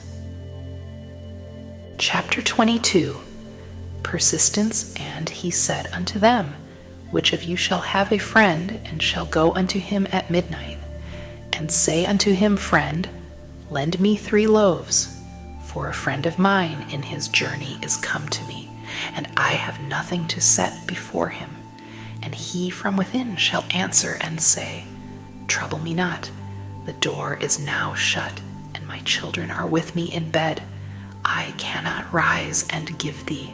I say unto you, though he will not rise and give him, because he is his friend, yet because of his importunity he will rise and give him as many as he needeth. And I say unto you, Ask, and it shall be given you. Seek, and ye shall find. Knock, and it shall be opened unto you. Luke 11:5-9. There are 3 principal characters in this quotation, you and the 2 friends mentioned. The first friend is a desired state of consciousness. The second friend is a desire seeking fulfillment. 3 is the symbol of wholeness, completion. Loaves symbolize substance. The shut door symbolizes the senses which separate the seen from the unseen. Children in bed means ideas that are dormant. Inability to rise means a desired state of consciousness cannot rise to you, you must rise to it. Importunity means demanding persistency, a kind of brazen impudence. Ask seek and knock mean assuming the consciousness of already having what you desire. Thus, the scriptures tell you that you must persist in rising to, assuming the consciousness of your wish already being fulfilled. The promise is definite that if you are shameless in your impudence, in assuming that you already have that which your senses deny, it shall be given unto you, your desire shall be attained. The Bible teaches the necessity of persistence by the use of many stories. When Jacob sought a blessing from the angel with whom he wrestled, he said, I will not let thee go, except thou bless me. Genesis 32:26. When the Shunammite sought the help of Elisha, she said, As the Lord liveth, and as thy soul liveth, I will not leave thee. And he arose and followed her. You 2 Kings 4:30. The same idea is expressed in another passage. And he spake a parable unto them that men ought always to pray and not to faint, saying, There was in a city judge, which feared not God, neither regarded man. And there was a widow in that city. And she came unto him, saying, Avenge me of mine adversary. And he would not for a while. But afterward he said within himself, Though I fear not God, nor regard man, yet because this widow troubleth me, I will avenge her, lest she weary me by her continual coming. Luke 18:1. The basic truth underlying each of these stories is that desire springs from the awareness of ultimate attainment, and that persistence in maintaining the consciousness of the desire already being fulfilled results in its fulfillment. It is not enough to feel yourself into the state of the answered prayer. You must persist in that state. That is the reason for the injunction, man ought always to pray and not to faint. Luke 18:1. Here, to pray means to give thanks for already having what you desire. Only persistency in the assumption of the wish fulfilled can cause those subtle changes in your mind which result in the desired change in your life. It matters not whether they be angels, Elisha, or reluctant judges. All must respond in harmony with your persistent assumption. When it appears that people other than yourself in your world do not act toward you as you would like, it is not due to reluctance on their part, but a lack of persistence in your assumption of your life already being as you want it to be. Your assumption to be effective cannot be a single, isolated act. It must be a maintained attitude of the wish fulfilled. And that maintained attitude that gets you there, so that you think from your wish fulfilled instead of thinking about your wish, is aided by assuming the feeling of the wish fulfilled frequently.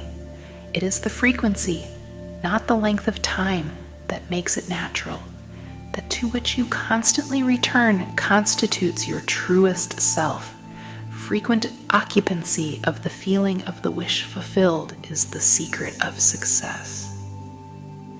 Chapter 23, Case Histories. It will be extremely helpful at this point to cite a number of specific examples of the successful application of this law. Actual case histories are given. In each of these, the problem is clearly defined, and the way imagination was used to attain the required state of consciousness is fully described. In each of these instances, the author of this book was either personally concerned or was told the facts by the person involved. Case Study 1. This is a story with every detail of which I am personally familiar.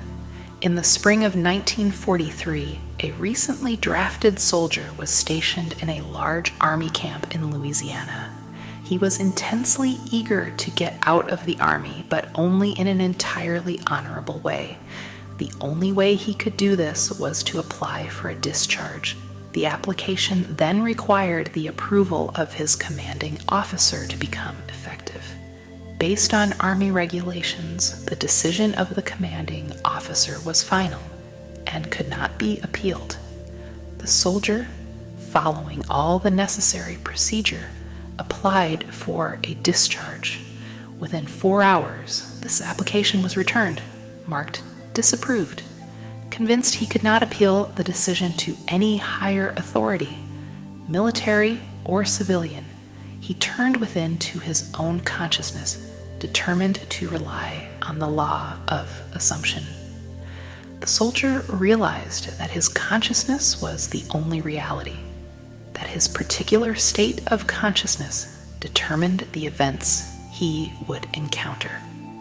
That night, in the interval between getting into bed and falling asleep, he concentrated on consciously using the law of assumption. In imagination, he felt himself to be in his own apartment in New York City.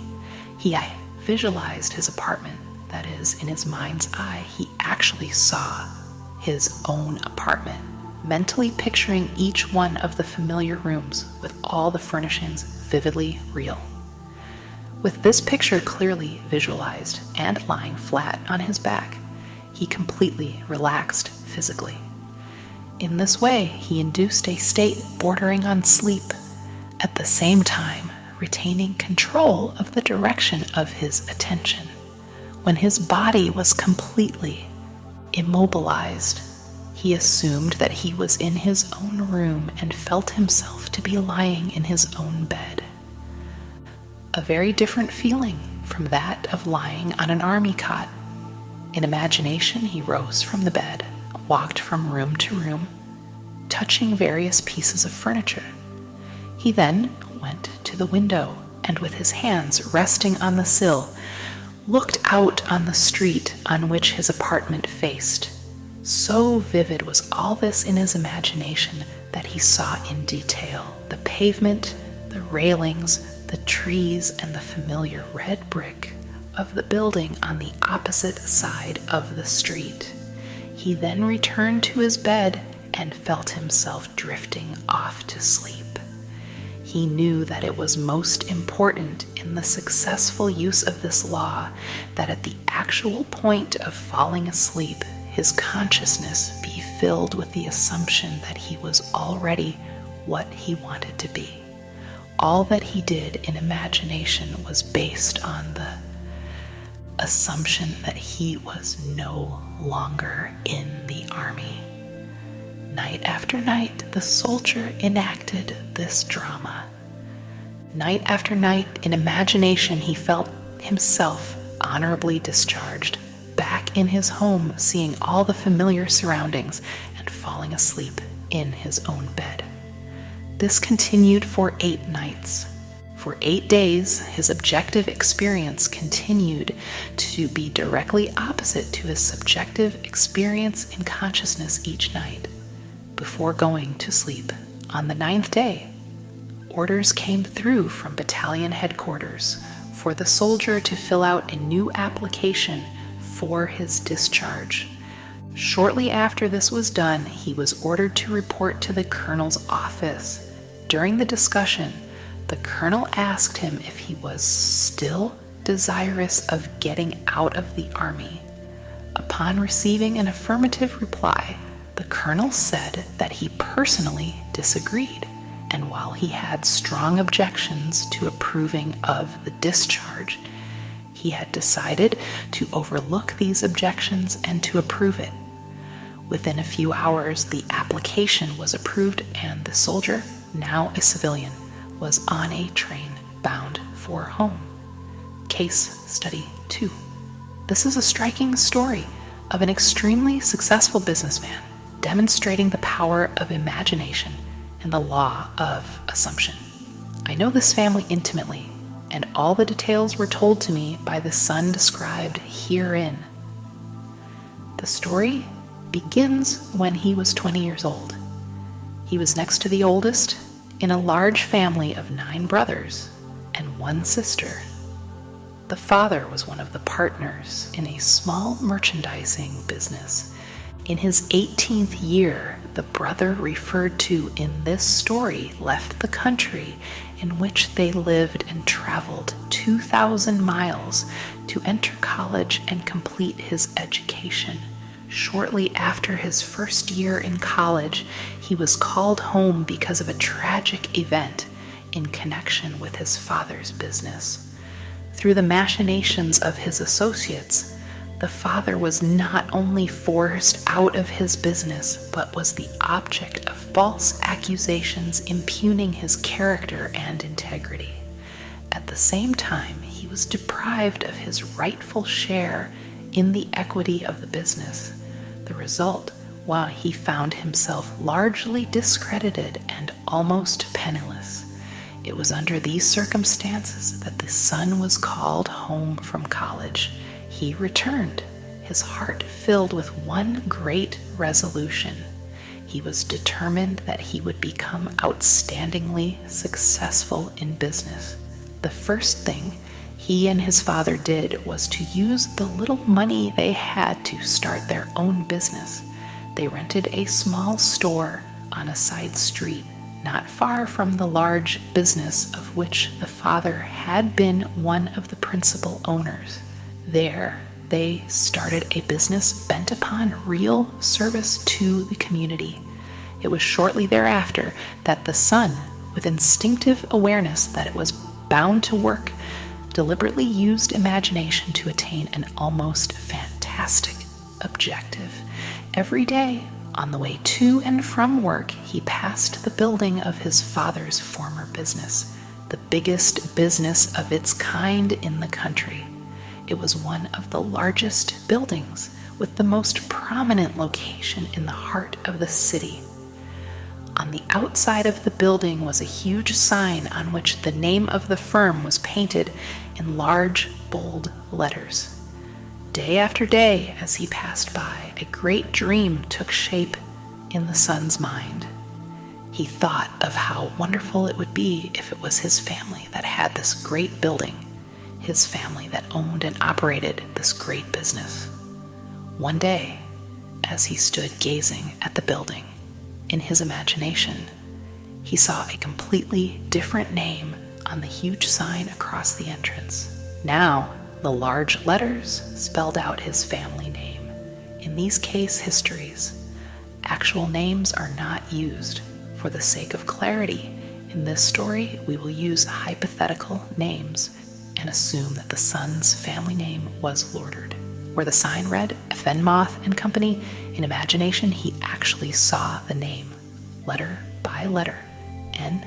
Lourdard and Sons.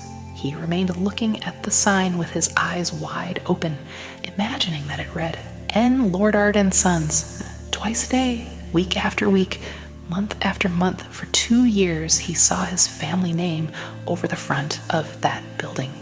He was convinced that if he felt strongly enough that a thing was true, it was bound to be the case, and by seeing in imagination his family name on the sign, which implied that they owned the business, he became convinced that one day they would own it.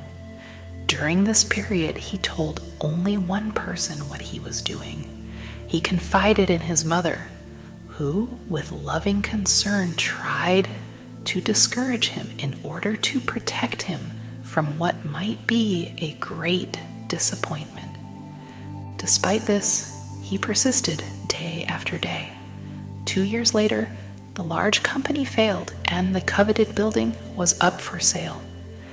On the day of the sale, he seemed no nearer ownership than he had been 2 years before, when he began to apply the law of assumption. During this period, they had worked hard and their customers had implicit confidence in them. However, they had not earned anything like the amount of money required for the purchase of the property, nor did they have any source from which they could borrow the necessary capital. Making even more remote their chance of getting it was the fact that this was regarded as the most desirable property in the city, and a number of wealthy business people were prepared to buy it. On the actual day of the sale, to their complete surprise, a man, almost a total stranger, came into their shop and offered to buy the property for them. Due to some unusual conditions involved in this transaction, the son's family could not even make a bid for the property. They thought the man was joking. However, this was not the case. The man explained that he had watched them for some time, admired their ability, believed in their integrity, and that supplying the capital for them to go into business on a large scale was an extremely sound investment for him. That very day, the property was theirs, what the son had persisted in seeing in his. Imagination was now a reality. The hunch of the stranger was more than justified. Today, this family owns not only the particular business referred to, but owns many of the largest industries in the country in which they live. The son, seeing his family name over the entrance of this great building, long before it was actually there, was using exactly the technique that produces results. By assuming the feeling that he already had what he desired, by making this a vivid reality in his imagination, by determined persistence, regardless of appearance or circumstance, he inevitably caused his dream to become a reality. Case Study 3. This is the story of a very unexpected result of an interview with a lady who came to consult me. One afternoon, a young grandmother, a businesswoman in New York, came to see me. She brought along her 9-year-old grandson, who was visiting her from his home in Pennsylvania. In response to her questions, I explained the law of assumption, describing in detail the procedure to be followed in attaining an objective. The boy sat quietly, apparently absorbed in a small toy truck, while I explained to the grandmother the method of assuming the state of consciousness that would be hers or her desire already fulfilled. I told her the story of the soldier in camp who each night fell asleep, imagining himself to be in his own bed in his own home. When the boy and his grandmother were leaving, he looked up at me with great excitement and said, "I know what I want, and now I know how to get it." Surprised, I asked him what it was he wanted. He told me he had his heart set on a puppy. To this, the grandmother vigorously protested, telling the boy that it had been made clear repeatedly that he could not have a dog under any circumstances, that his father and mother would not allow it, that the boy was too young to care for it properly, and furthermore, the father had a deep dislike for dogs. He actually hated to have one around. All these were arguments that the boy, passionately desirous of having a dog, refused to understand. "Now I know what to do," he said. "Every night, just as I am going off to sleep, I am going to pretend that I have a dog, and we are going for a walk." "No," said the grandmother. "That is not what Mr. Neville means. This was not meant for you. You cannot have a dog." Approximately 6 weeks later, the grandmother told me what was to her an astonishing story. The boy's desire to own a dog was so intense that he had absorbed all that I had told his grandmother of how to attain one's desire, and he believed implicitly that at last he knew how to get a dog. Putting this belief into practice, for many nights the boy imagined a dog was lying in his bed beside him. In imagination, he petted the dog, actually feeling its fur. Things like playing with the dog and taking it for a walk filled his mind. Within a few weeks, it happened. A newspaper in the city in which the boy lived organized a special program in connection with Kindness to Animals Week. All school children were requested to write an essay on why I would like to own a dog. After entries from all the schools were submitted and judged, the winner of the contest was announced. The very same boy who weeks before in my apartment in New York had told me now I know how to get a dog was the winner. In an elaborate ceremony, which was publicized with stories and pictures in the newspaper, the boy was awarded a beautiful collie puppy. In relating this story, the grandmother told me that if the boy had been given the money with which to buy a dog, the parents would have refused to do so and would have used it to buy a bond for the boy or put it in the savings bank for him. Furthermore, if someone had made the boy a gift of a dog, they would have refused it or given it away. But the dramatic manner in which they boy got the dog, the way he won the citywide contest, the stories and pictures in the newspaper, the pride of achievement and joy of the boy himself, all combined to bring about a change of heart in the parents. And they found themselves doing that which they never conceived possible. They allowed him to keep the dog. All this the grandmother explained to me, and she concluded by saying that there was one particular kind of dog on which the boy had set his heart. It was a collie. Case Study 4. This was told by the aunt in the story to the entire audience at the conclusion of one of my lectures. During the question period following my lecture on the law of assumption, a lady who had attended many lectures and had had personal consultation with me on a number of occasions rose and asked permission to tell a story illustrating how she had successfully used the law. She said that upon returning home from the lecture the week before, she had found her niece distressed and terribly upset. The husband of the niece, who was an officer in the Army Air Force stationed in Atlantic City, had just been ordered, along with the rest of his unit, to active duty in Europe. She tearfully told her aunt that the reason she was upset was that she had been hoping her husband would be assigned to Florida as an instructor. They both loved Florida and were anxious to be stationed there and not to be separated. Upon hearing this story, the aunt stated that there was only one thing to do, and that was to apply immediately the law of assumption. Let's actualize it, she said. If you were actually in Florida, what would you do? You would feel the warm breeze. You would smell the salt air. You would feel your toes sinking down into the sand.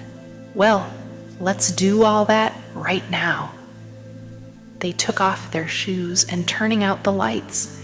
In imagination, they felt themselves actually in Florida, feeling the warm breeze, smelling the sea air, pushing their toes into the sand. 48 hours later, the husband received a change of orders. His new instructions were to report immediately to Florida as an Air Force instructor.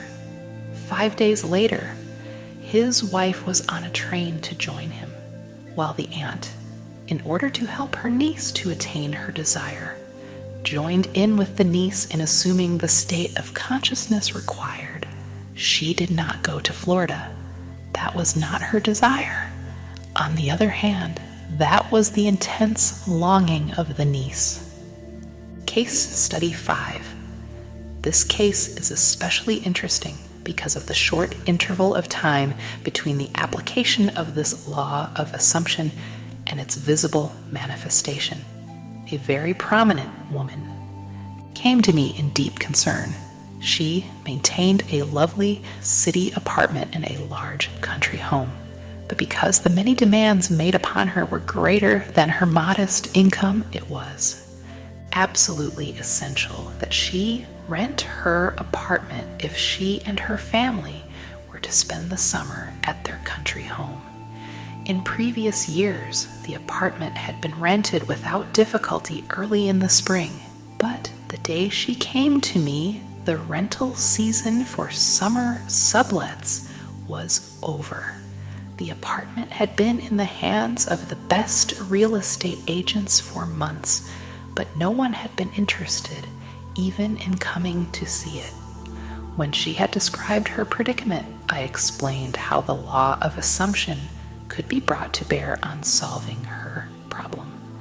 I suggested that by imagining the apartment had been rented by a person desiring immediate occupancy, and by assuming that this was the case, her apartment actually would be rented in order to create the necessary feeling of naturalness, the feeling that it was already a fact that her apartment was rented.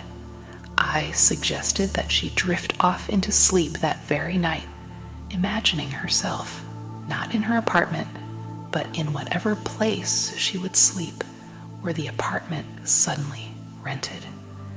She quickly grasped the idea and said that in such a situation, she would sleep in her country home, even though it was not yet opened for the summer. This interview took place on Thursday. At 9 o'clock the following Saturday morning, she phoned me from her home in the country, excited and happy. She told me that on Thursday night, she had fallen asleep actually imagining and feeling that she was sleeping in her other bed, in her country home, many miles away from the city apartment she was occupying. On Friday, the very next day, a highly desirable tenant, one who met all her requirements as a responsible person, not only rented the apartment, but rented it on the condition that he could move in that very day. Case Study 6. Only the most complete and intense use of the law of assumption could have produced such results in this extreme situation. 4 years ago, a friend of our family asked that I talk with his 28-year-old son who was not expected to live. He was suffering from a rare heart disease. This disease resulted in a disintegration of the organ. Long and costly medical care had been of no avail. Doctors held out no hope for recovery. For a long time, the son had been confined to his bed. His body had shrunk to almost a skeleton, and he could talk and breathe only with a great difficulty. His wife and 2 small children were home when I called, and his wife was present throughout our discussion. I started by telling him that there was only one solution to any problem, and that solution was a change of attitude. Since talking exhausted him, I asked him to nod in agreement if he understood clearly what I said. This he agreed to do. I described the facts underlying the law of consciousness. In fact, that consciousness was the only reality. I told him that the way to change any condition was to change his state of consciousness concerning it. As a specific aid in helping him to assume the feeling of already being well, I suggested that in imagination he see the doctor's face expressing incredulous amazement in finding him recovered, contrary to all reason from the last stages of an incurable disease, that he see him double-checking in his examination and hear him saying over and over, "It's a miracle, it's a miracle." He not only understood all this clearly, but he believed it implicitly. He promised that he would faithfully follow this procedure.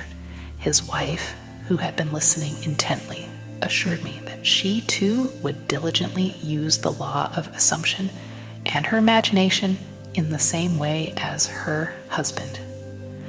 The following day, I sailed for New York. all this taking place during a winter vacation in the tropics. Several months later, I received a letter saying the son had made a miraculous recovery. On my next visit, I met him in person.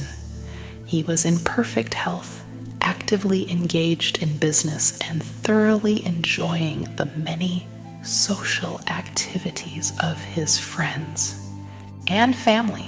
He told me that from the day I left, he never had any doubt that it would work. He described how he had faithfully followed the suggestion I had made to him, and day after day had lived completely in the assumption of already being well and strong.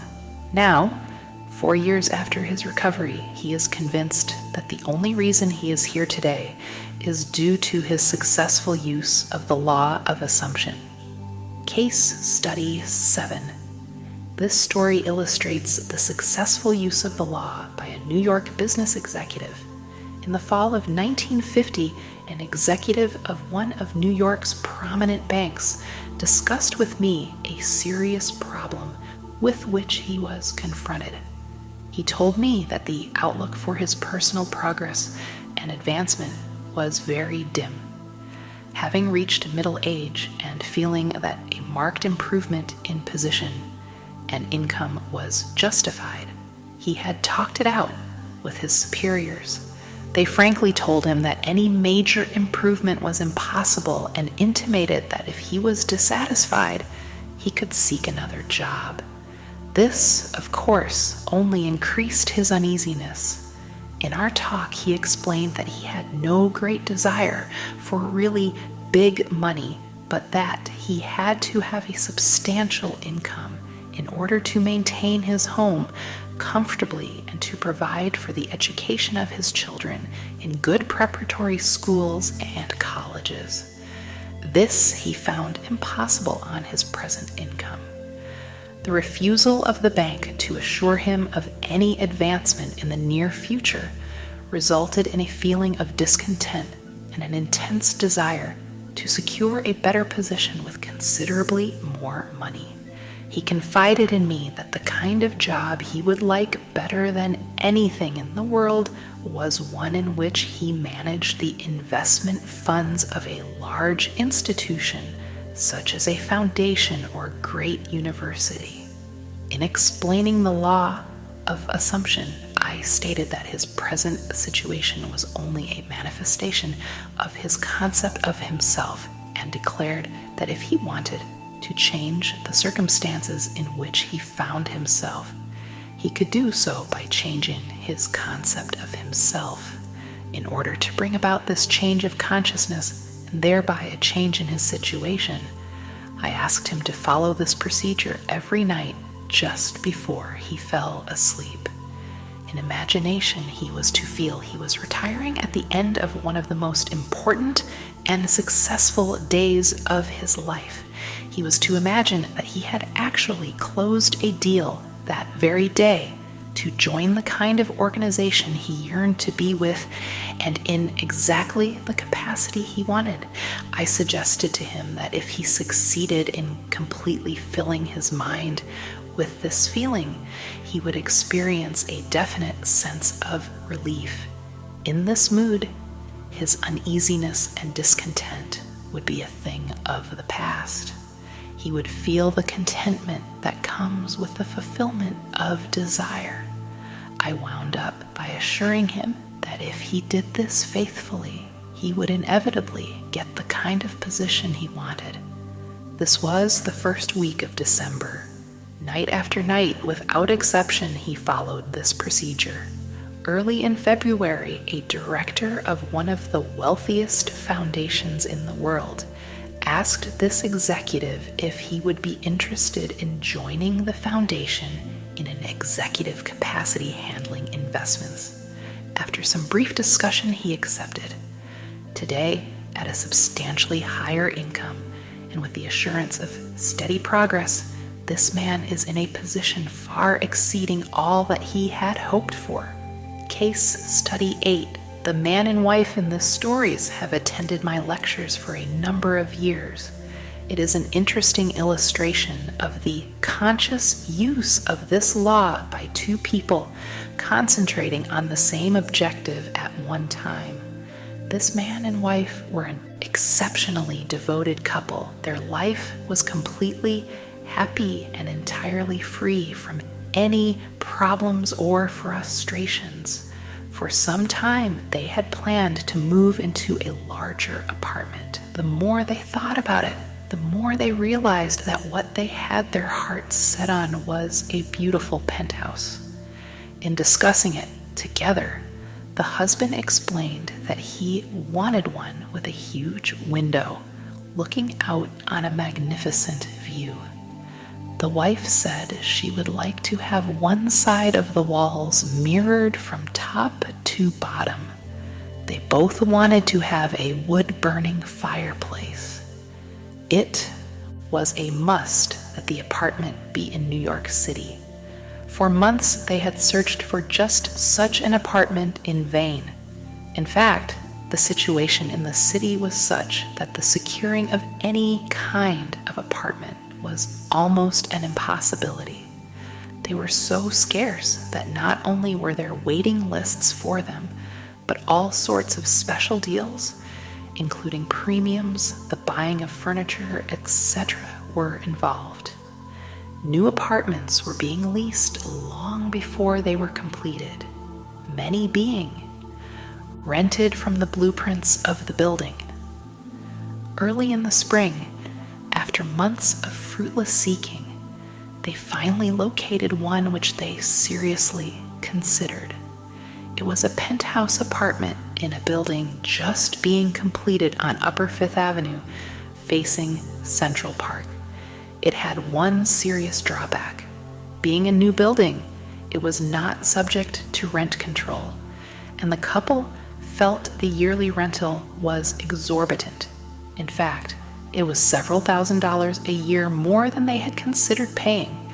During the spring months of March and April, they continued looking at various penthouses throughout the city, but they always came back to this one. Finally, they decided to increase the amount they would pay substantially and made a proposition which the agent for the building agreed to forward to the owners for consideration. It was at this point, without discussing it with each other, each determined to apply the law of assumption. It was not until later that each learned what the other had done. Night after night, they both fell asleep in imagination in the apartment they were considering. The husband, lying with his eyes closed, would imagine that his bedroom windows were overlooking the park. He would imagine going to the window the first thing in the morning and enjoying the view. He felt himself sitting on the terrace overlooking the park, having cocktails with his wife and friends, all thoroughly enjoying it. He filled his mind with actually feeling himself in the penthouse and on the terrace. During all this time, unknown to him, his wife was doing the same thing. Several weeks went by without any decision on the part of the owners, but they continued to imagine as they fell asleep each night that they were actually sleeping in the penthouse. One day, to their complete surprise, one of the employees in the apartment building in which they lived told them that the penthouse there was vacant.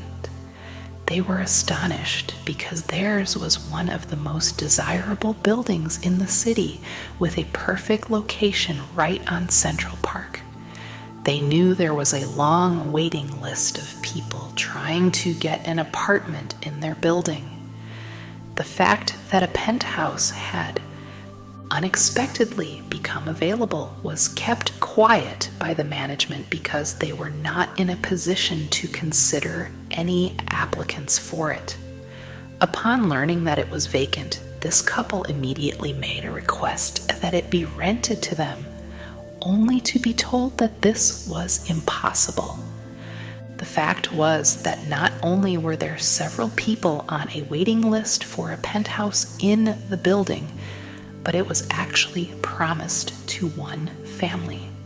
Despite this, the couple had a series of meetings with the management, at the conclusion of which the apartment was theirs, the building being subject to rent control. Their rental was just about what they had planned to pay when they first started looking for a penthouse. The location, the apartment itself, and the large terrace surrounding it on the south, west, and north was beyond all their expectations. And in the living room, on one side is a giant window, 15 feet by 8 feet, with a magnificent view of Central Park. One wall is mirrored from floor to ceiling, and there is a wood-burning fireplace. Chapter 24. Failure. This book would not be complete without some discussion of failure in the attempted use of the law of assumption. It is entirely possible that you either have had or will have a number of failures in this respect, many of them in really important matters. If, having read this book, having a thorough knowledge of the application and working of the law of assumption, you faithfully apply it in an effort to attain some intense desire and fail, what is the reason? If to the question, did you persist enough, you can answer yes, and still the attainment of your desire was not realized, what is the reason for failure? The answer to this is the most important factor in the successful use of the law of assumption. The time it takes your assumption to become fact, your desire to be fulfilled, is directly proportionate to the naturalness of your feeling of already being what you want to be, of already having what you desire. The fact that it does not feel natural to you to be what you imagine yourself to be is the secret of your failure, regardless of your desire, regardless of how faithfully and intelligently you follow the law. If you do not feel natural about what you want to be, you will not be it. If it does not feel natural to you to get a better job, you will not get a better job. The whole principle is vividly expressed by the Bible phrase, "You die in your sins."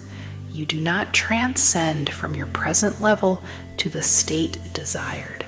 How can this feeling of naturalness be achieved? The secret lies in one word: imagination. For example, this is a very simple illustration. Assume that you are securely chained to a large, heavy iron bench. You could not possibly run. In fact, you could not even walk. In these circumstances, it would not be natural for you to run. You could not even feel that it was natural for you to run. But you could easily imagine yourself running. In that instant, while your consciousness is filled with your imagined running, you have forgotten that you are bound.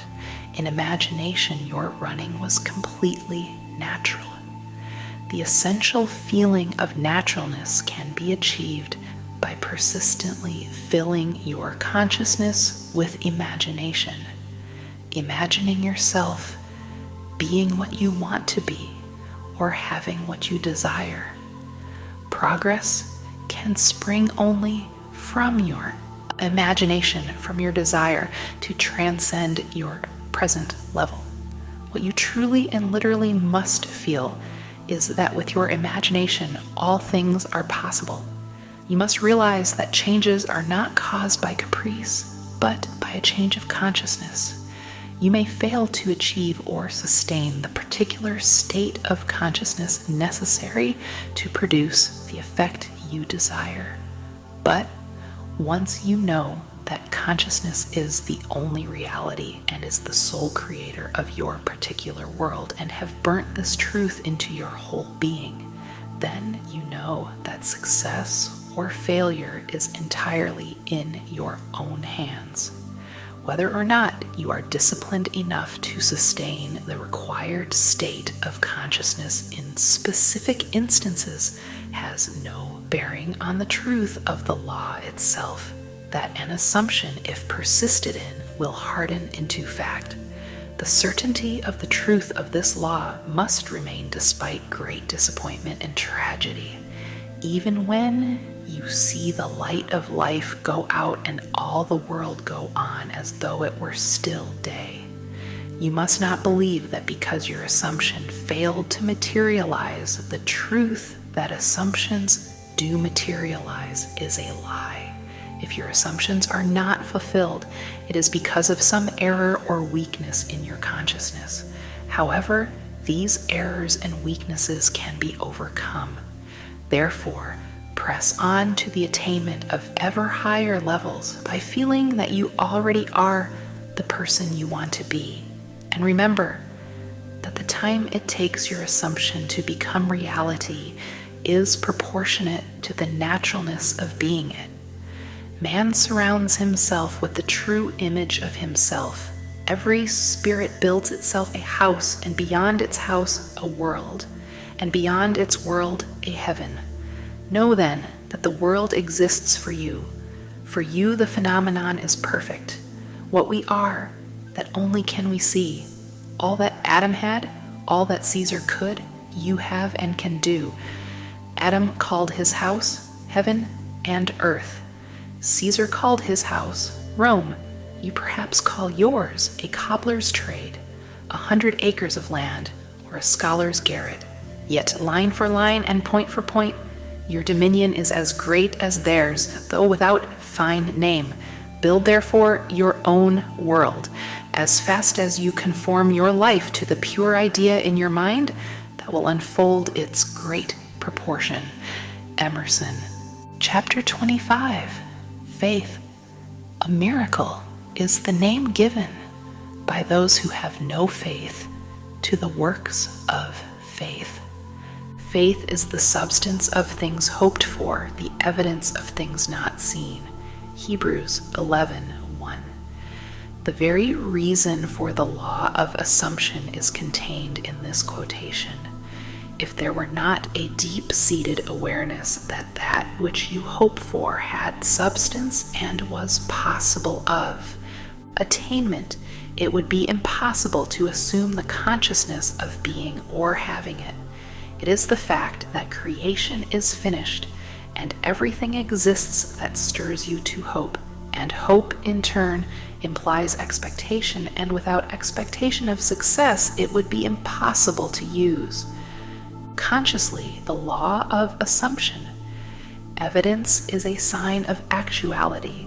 Thus, this quotation means that faith is the awareness of the reality of that which you assume, a conviction of the reality of things which you do not see, the mental perception of the reality of the invisible. Consequently, it is obvious that a lack of faith means disbelief in the existence of that which you desire. Inasmuch as that which you experience is the faithful reproduction of your state of consciousness, lack of faith will mean perpetual failure in any conscious use of the law of assumption.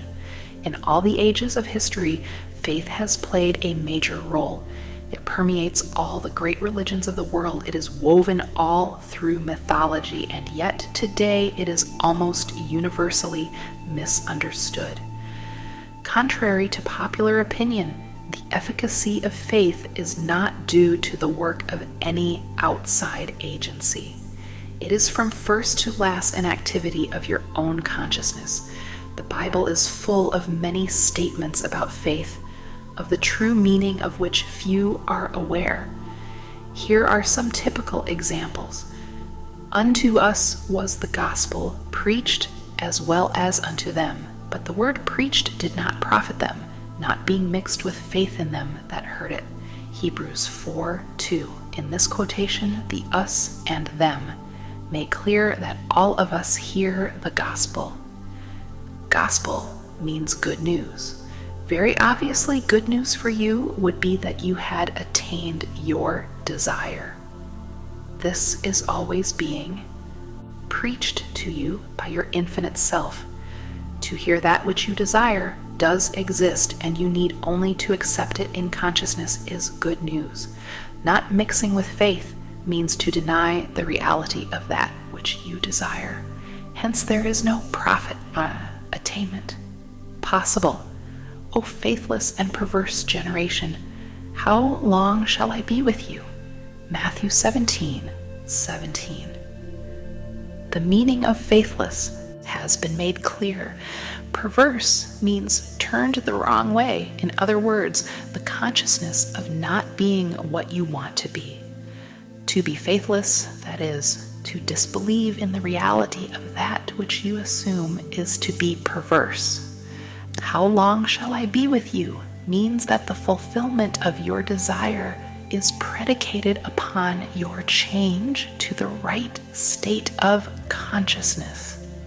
It is just as though that which you desire is telling you that it will not be yours until you turn from being faithless and perverse to righteousness.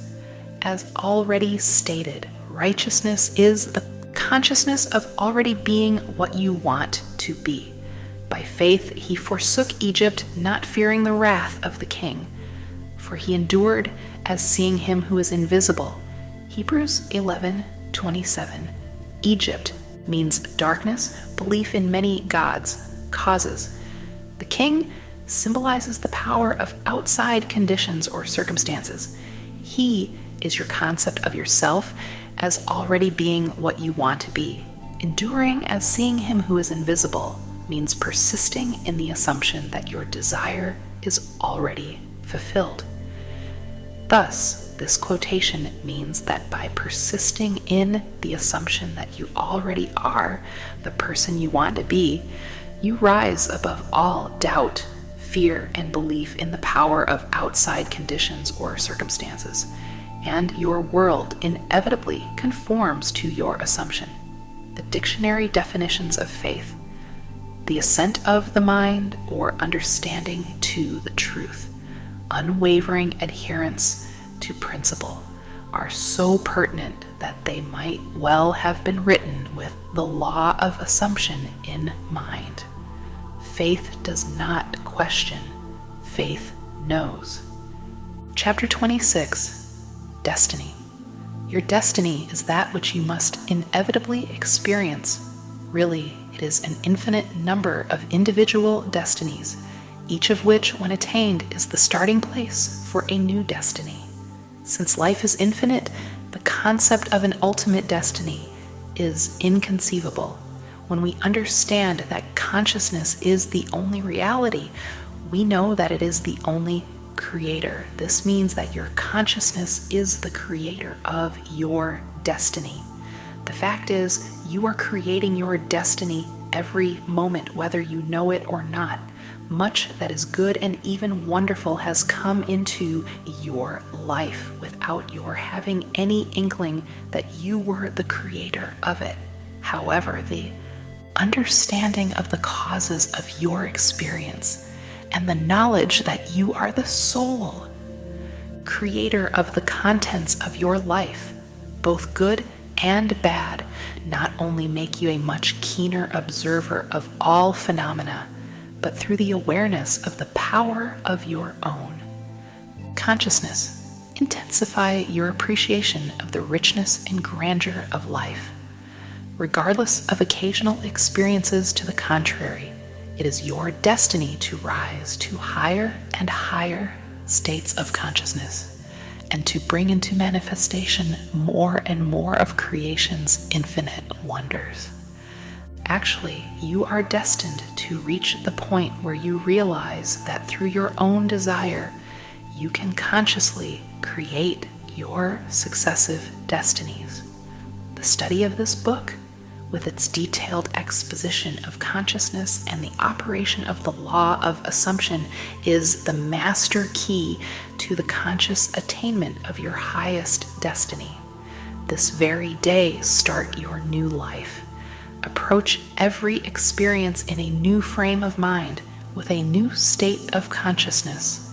Assume the noblest and the best for yourself in every respect and continue therein. Make believe. Great wonders are possible. Chapter 27. Reverence. Never wouldst thou have made anything if thou hadst not loved it. Wisdom 11:24. In all creation, in all eternity, in all the realms of your infinite being, the most wonderful fact is that which is stressed in the first chapter of this book. You are God. You are the I am that I am. You are consciousness. You are the creator. This is the mystery. This is the great secret known by the seers, prophets, and mystics throughout the ages. This is the truth that you can never know intellectually. Who is this you? That it is you, John Jones, or Mary Smith is absurd. It is the consciousness which knows that you are John Jones or Mary Smith. It is your greater self, your deeper self, your infinite being. Call it what you will. The important thing is that it is within you. It is you. It is your world. It is this fact that underlies the immutable law of assumption. It is upon this fact that your very existence is built. It is this fact that is the foundation of every chapter of this book.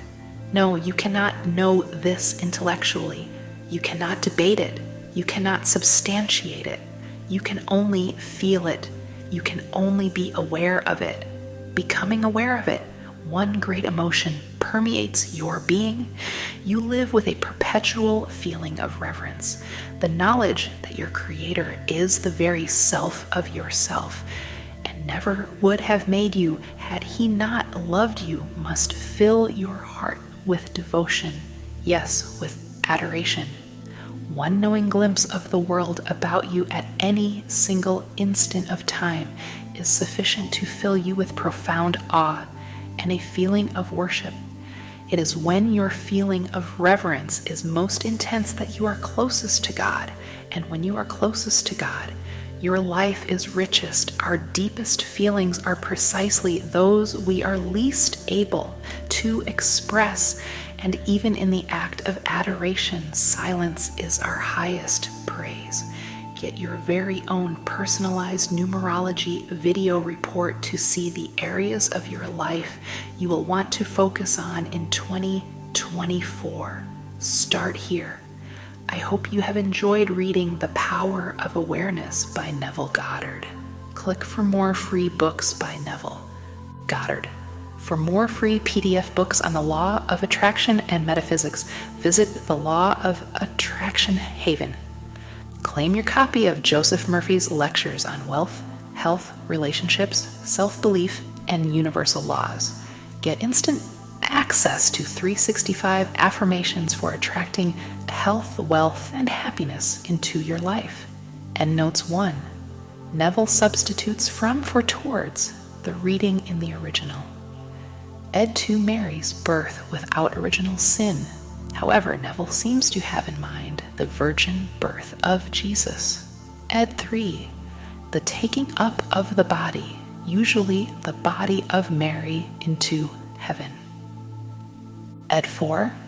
Stylistic inversion, deriving from quotation not cited, and must give birth to his idea.